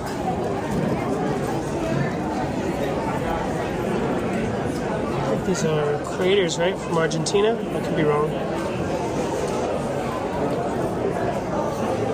Some Brazilians. And some Lake Superiors.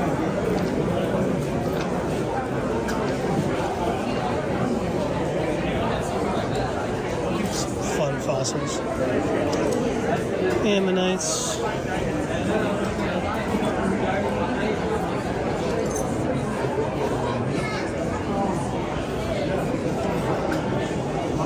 Rattlesnake tails.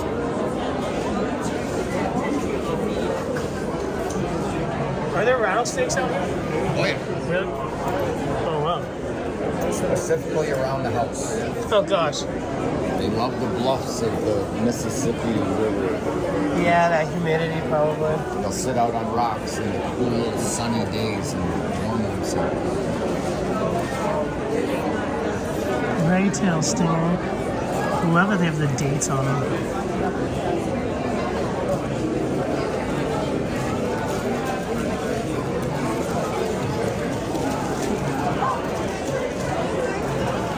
All these tooth, saber-tooth tiger tooth.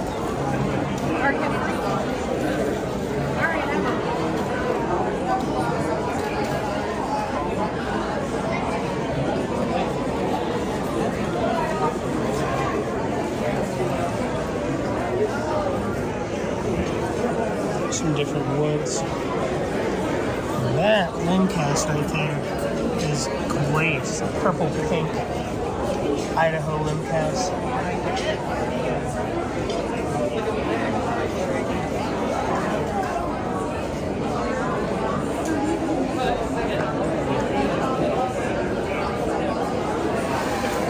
I love these handmade displays.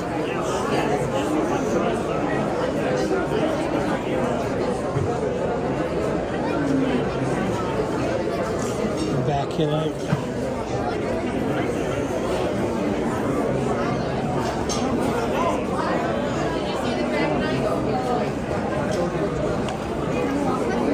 It's cool.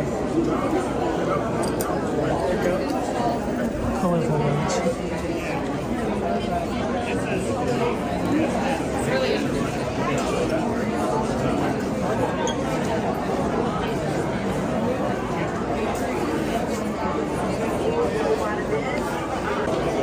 Here's some stuff a little far away from home. Looks like Kingman.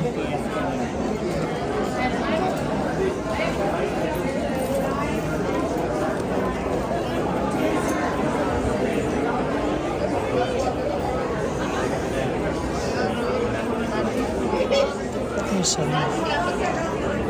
Might also be Kingman, could be Sonoran. I like the grooved wire wraps. You get it on there, but then instead of some wire wraps, when they put the grooves on it, the wire just goes around it. The stone is the center of the show. It's the star of the show. I have a good video for anybody interested in learning how to groove like this. Some people do it by hand. I use old graphite glass grinders, and there's a special bit, and you just lay it on the flat side of the cabochon. And you make a groove. They do this a lot in Mexico. These are handmade, I'm sure, by whoever's running the booth, but the grooved cabochons they do it, they make them a lot in Mexico too, is what I meant to say. Here's some cool charring, nicely polished. Seraphinite, which is actually not related, even though they're both from Siberia. Can I help you with any of them or not? I beg your pardon? Can I help you with any of them? Oh no, just enjoying. Okay. I'm from the Southwest, so the turquoise caught my eye. Oh. And then I was just noticing all of your beautiful hard work. You do great work, my friend. Yeah, I made every one of them. I can tell. Up here too. Oh wow, fabulous. Is that turquoise? It's Kingman, and the green is Sonora. That I don't know, I bought it in New Mexico. Awesome. It could be Tyrone, So and I then don't know where it Cerritos. It could be one of so many things. Yeah. It's great looking, and you got an amazing polish on it. Hey, Dave. Should I buy you lunch? Oh, dude, you don't have to, man. I told you. Oh, man. Enjoy your lunch. Thanks, buddy. Thanks. I'll be watching that. I was just watching that guy eat a cheeseburger, and I'm like, man, I don't have any cash. Thank you. That works out. You're the best. I'm going to eat right now. So feel free. Heck yeah, well do. Okay. That's so awesome. I love this.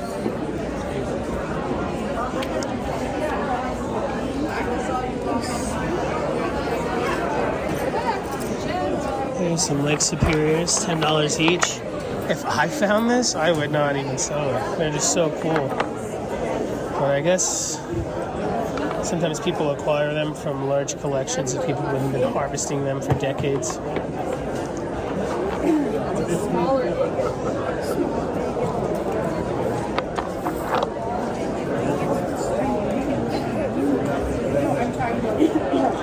Some of these are definitely cutters. Like I'd cut that one. And also, if you didn't know it was from Lake Superior, it was mixed in with other stuff. Might be tough to tell on that one. We have to stay together. There's a slice.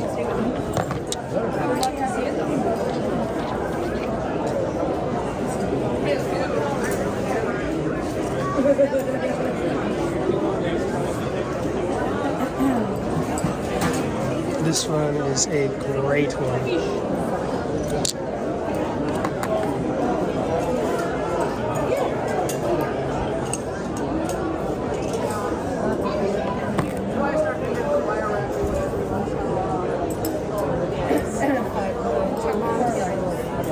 $30 for these ones.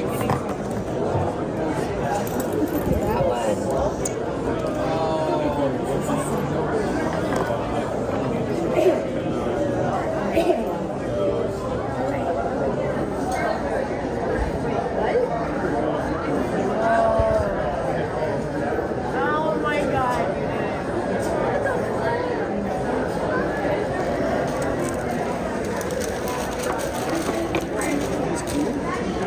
These ones are 40. It's nice. Kind of like that one better than this one.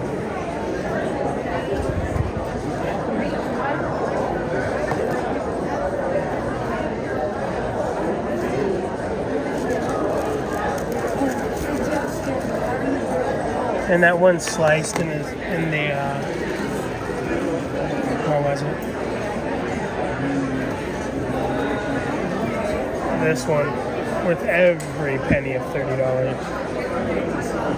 But slice it more, glue it to a wooden block, and keep slicing it, make jewelry out of it since it's already kind of cut. Okay, great. Some solid crumble.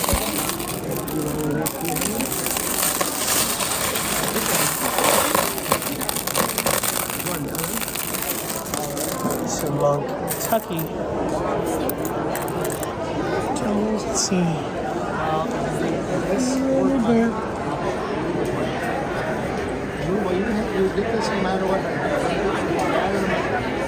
Little bit of color play. Still got a couple more.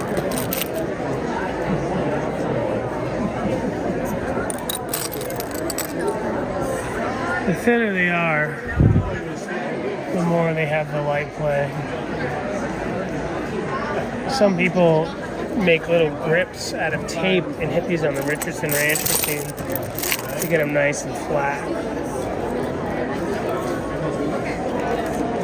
This one does it okay.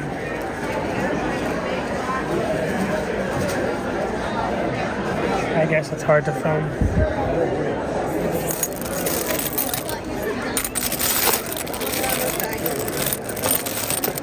You want it paper thin.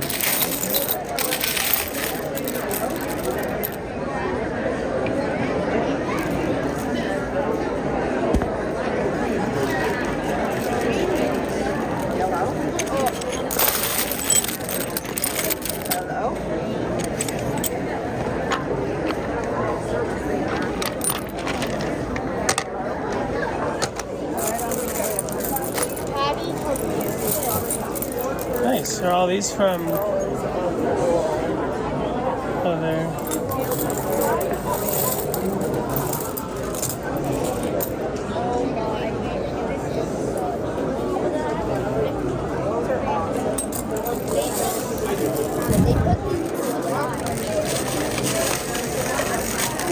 Like what Tim has.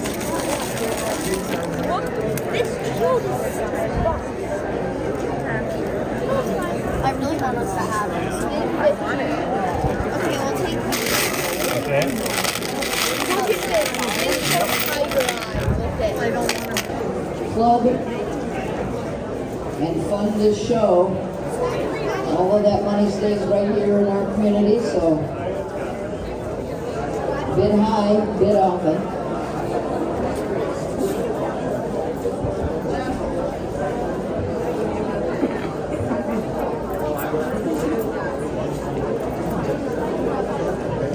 Man, that polish is worth more than $27. Yeah, I was looking at that earlier. That's a great deal. That's it. Especially that one for $18. That thing is shiny. I mean, the Brazilians, they are pretty affordable. Like, I think I see them go for $4 a pound all day in Tucson, but that polish is worth so much more than the price they're asking. Yeah, I mean, it really is almost. It is flawless, isn't it?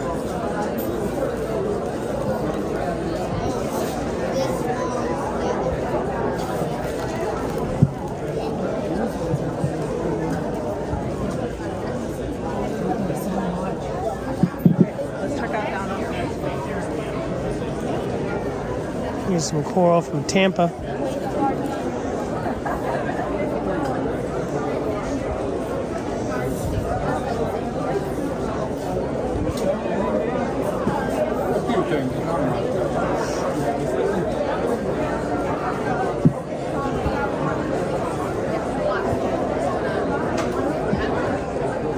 Sure looks like teepee, but it does. I don't know. Teepee, or is that dry head, or do you know? I was thinking it was coprolite. Oh, okay. And then it could be barite, but then we looked at it. The only thing, it kind of looks like coprolite type.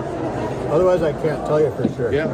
It's just a beautiful specimen. Yeah. Are you folks doing the vibrolapping? Mm-hmm. You're doing a great job. I've learned how to do it good this year. Awesome. Yeah. So you changed your technique recently? I never used to do it very much. When I did it, I didn't take care of things. Now it serves the quartz really well. Yeah. Where like I use a Richardson sometimes, the high-speed polishers. You work from the bottom, and I get a little bit too much variation on my quartz from it. That's also a technique that I'm not good at, but this looks really good. Like we were just commenting that this polish is worth more than the $18 you're asking for it. Yeah. That looks great. I'm using 2 old beacon stars. They were made back in the 50s and 60s. Yeah, got one. And I want to get one more so I can do 3 steps. Every 2 days I'd have a batch done.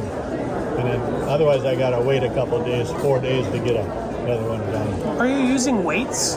Nope. They're pretty dense. They don't really need it, I guess. Yeah. What size? 15 inch. Oh, 15. Yep. Man, I think it's great. a beacon star I have laying around. 2 trillion.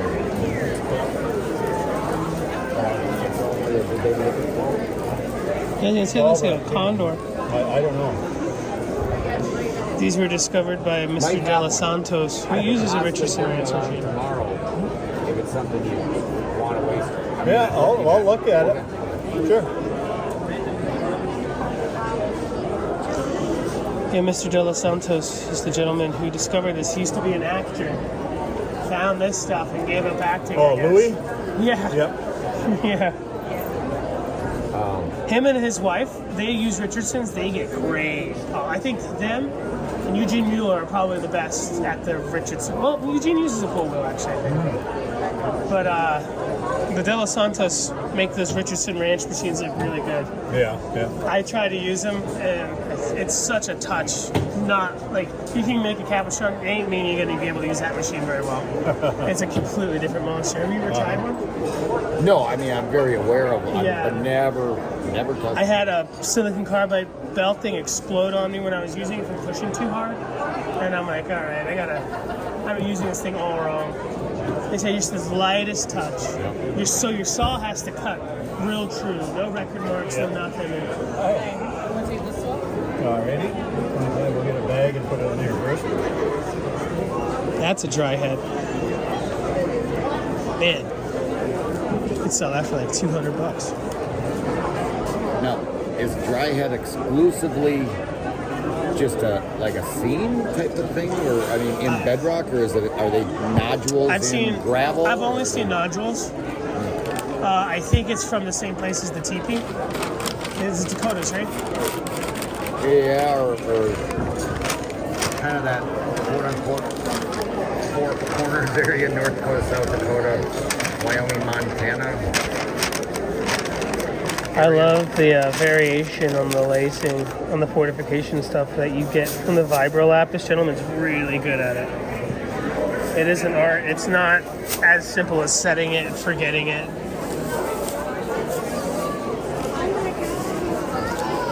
And then I wonder, 25 even. it's probably contamination Thank you very much. issues you got to worry about. Do you ever have to worry about contamination with Vibrolaps? With mine? Yeah, like in between steps, like if you're using the same one I for don't different worry too messages. much where I'm at in my garage or shed. Oh, I mean from the silicon carbide that you're using between steps. You treat them good, Yeah, yeah. I have a high pressure washer in between the steps on the grits. When I get done, I spray it off with a hose, but anything left, I use a high pressure washer. And it cleans it off perfect. Yeah. You just don't want to hit your fingers, because you can almost cut your fingers with it. Yeah. Hi. Hey. I was heard to talk to you, Roy, that you can tell me a little bit about my rock. I can look at it. Okay. Sure. Your bids, if you have 1 year item, please pick it up and take it to the cashier.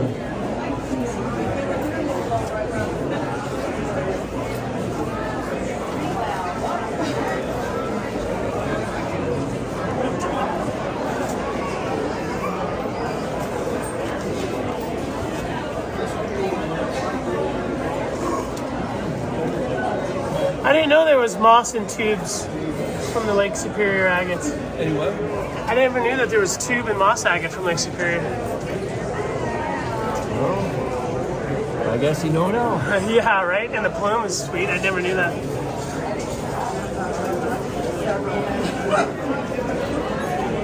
Mosaic water level is pretty incredible.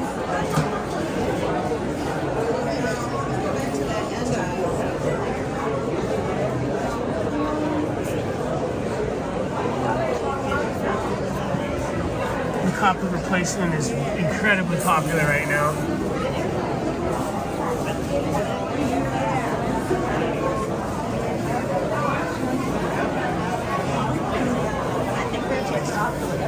Skipping Adam at it.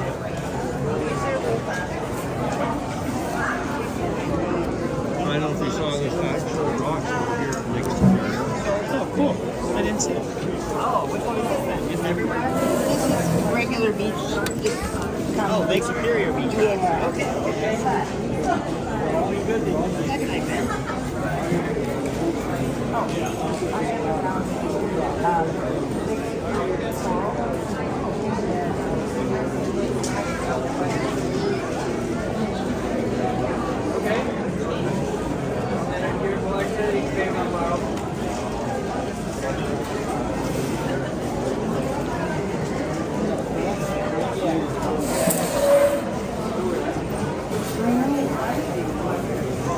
Did the club make these displays?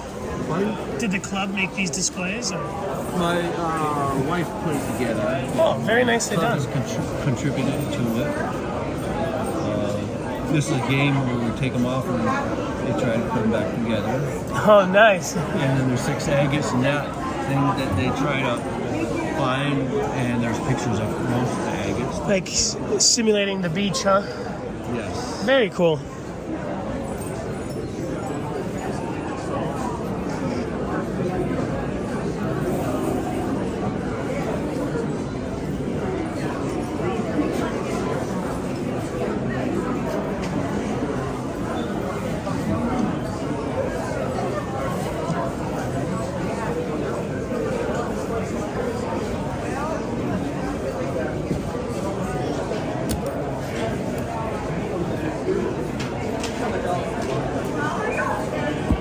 Let's give it a shot. Let's see. Can you find the agate in here? There's 6 pieces.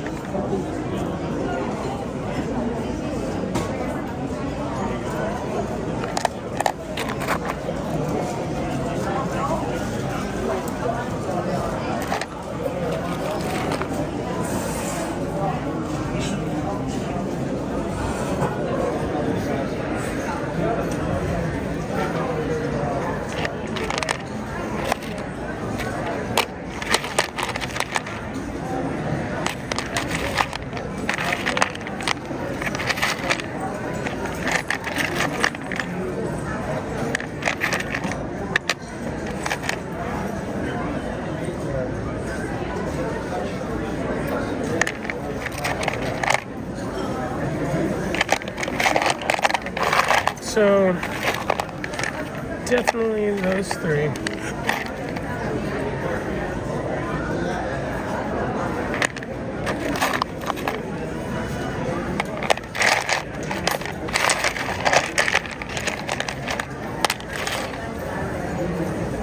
That one for sure, that's 4.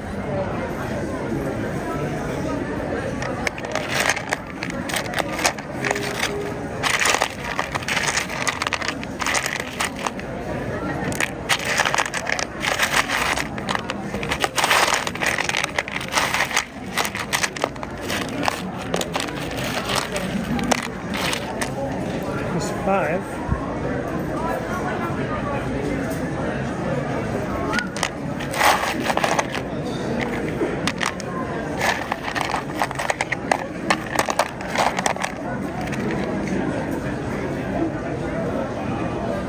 Six.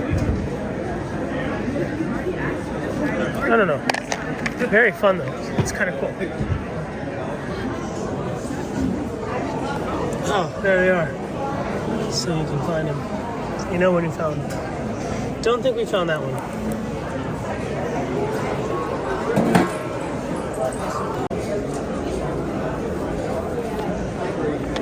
Lost Treasure. 2011.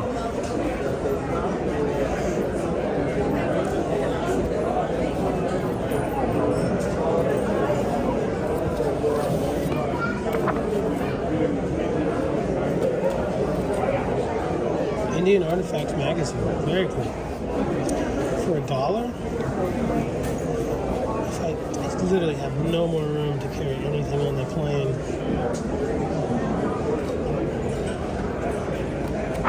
This is fabulous.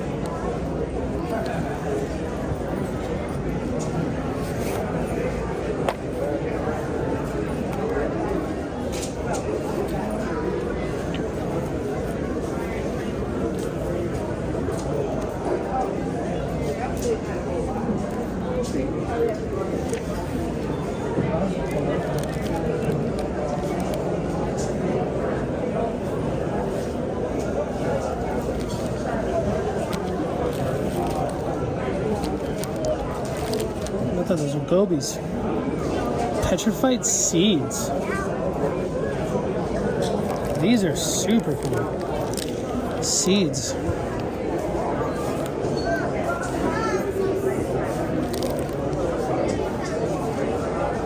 Joseph City, Arizona. Might have to come back for those.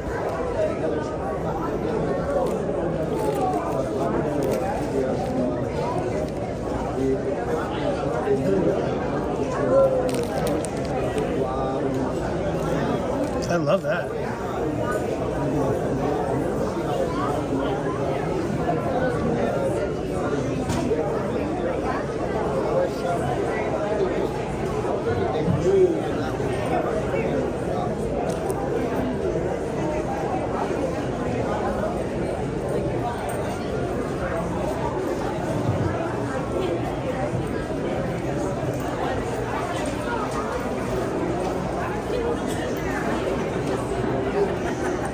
I think they made that. Yeah, they made it, but it's still awesome.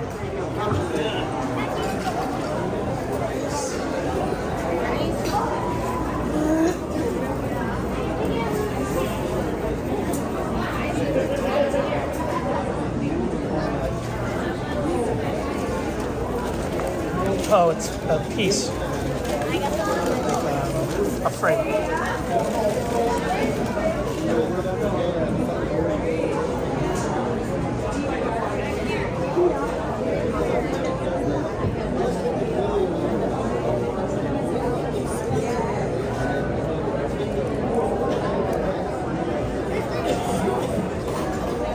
Some native silver.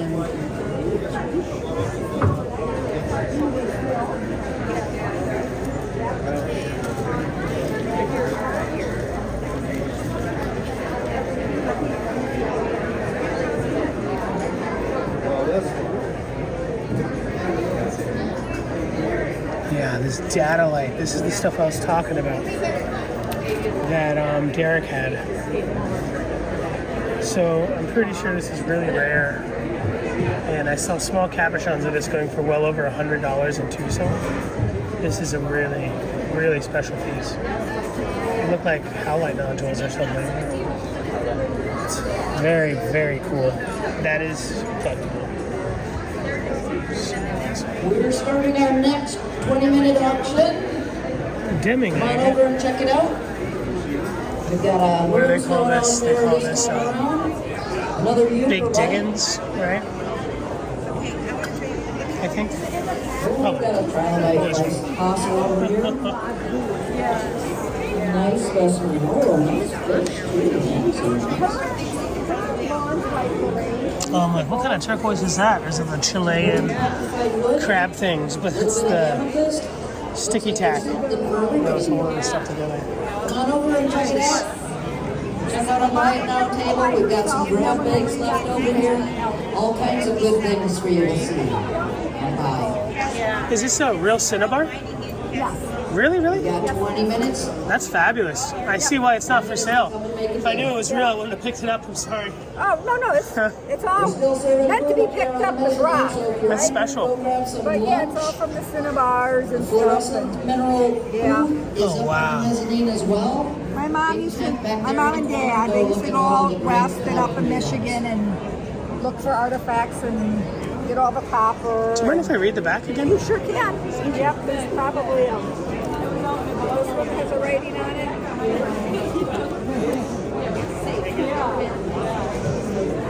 Fabulous. I love cinnabar. A lot of it's nowadays it's not. You know, they simulate it. Reproduction. Yeah, that's a special piece. Came quite a far way. Yeah. She was here, she talked to you about it, but she's had it for many, many, many years. So. I appreciate her bringing it and sharing it with everybody. Yeah, enjoy. Look at this alabaster puppy. That is a really great carving.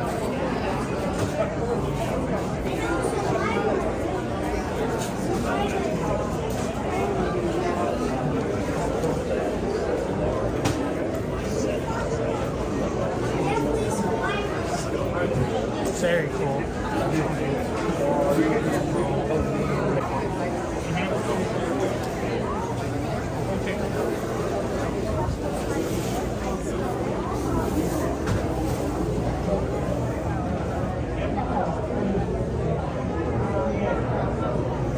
Love the uranium glass.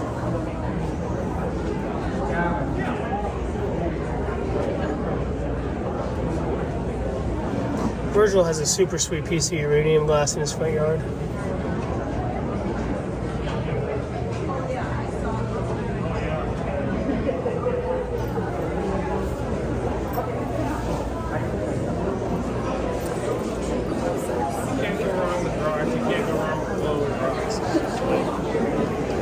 Showing off these earlier, these glow pink. That $150 one in there is like, oh, that's so pretty. Yeah.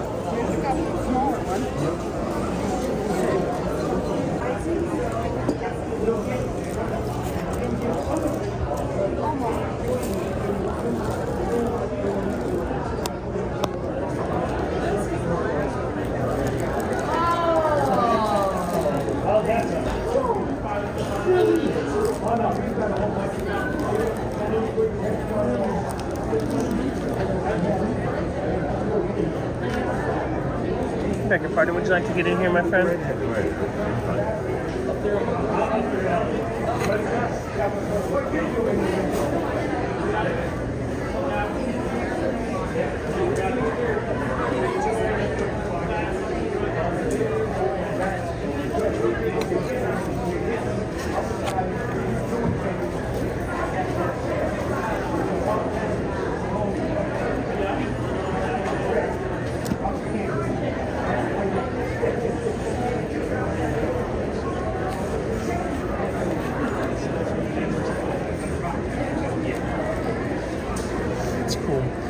Blue and manila stuff. Is that Bruno? That is. That's cool. Great Idaho stuff. That's a great price, even for a piece this size. It's a really nice price. I love the Bruno. Where's this Unikite from? I'm not a big fan of Unikite, but I like this stuff. I don't know the source of that. I just bought a bunch of rough from a guy, and he didn't give me the source. Yeah, that's to me that's really good Unikite. Is this meteorite included ammonite? No. Ammonite? No, that's ammonite. Included ammonite. In the ammonite. There's a silver one here too. Oh, this is pyrite. Oh, cool. I thought it was meteorite. Yeah, those are sweet. I do you remember I bought one of those and we drilled it during the Gunther video? Yep. And I went through a cell and I destroyed it. I paid $75 for it in Tucson and broke it. Yeah. How long ago did you mine this stunning aqua granite from out in Ontario? Last July. Oh wow! Just recently. Yeah. It was a damn cold winter. Well, July is far from winter, but it's still cold in there. There's another. I just cut that this past winter. Did you harvest these aquas as well? Yes, I did. That was last winter or last summer. Last July, I was up there. So I've been up to the mountain twice. And Craig showed me how to look for a pocket and what to look for in the substrates and how to follow a seam and look. Yeah, these moss sits. You see how that finished up? Oh. This is Galactica. Oh wow. They call it. This is for a lady who bought 5 stones from me. Fabulous. Earlier She's got today. good taste. She's coming back tomorrow to pick them up. One of my good customers. That moss sit is fabulous. If you don't mind me asking, was your final polish for the moss sit? I did not polish that. Oh, okay. John Husler polished that for me. Very nice. I bought it that way from him. He gave me a good price for it. These trapezius, I thought that was a carving, but then I'm like, oh wait, that's a big emerald trapezius. Yeah. Yeah, this is how it comes out of the ground. The reason why I thought it was a carving, I've never seen them so big. Yeah. Usually they're tiny little slices. Carving inlay. We were in just like a petroglyph or something. Cartagena, Colombia, a year ago, April, and we went to the emerald factory in Cartagena, Colombia, and got some emeralds. This one, let's see, is it still out here? It's like Mother Nature's version of Antarctica or something. Yeah. Where'd it go? This one, got a piece of carbon in the emerald. I bought a lot of specimens from the guy at the factory. And what are you going to do with those? I'm going to wire up. You know. You have great taste, brother. I'll talk to you tomorrow. Okay. It'll be fun.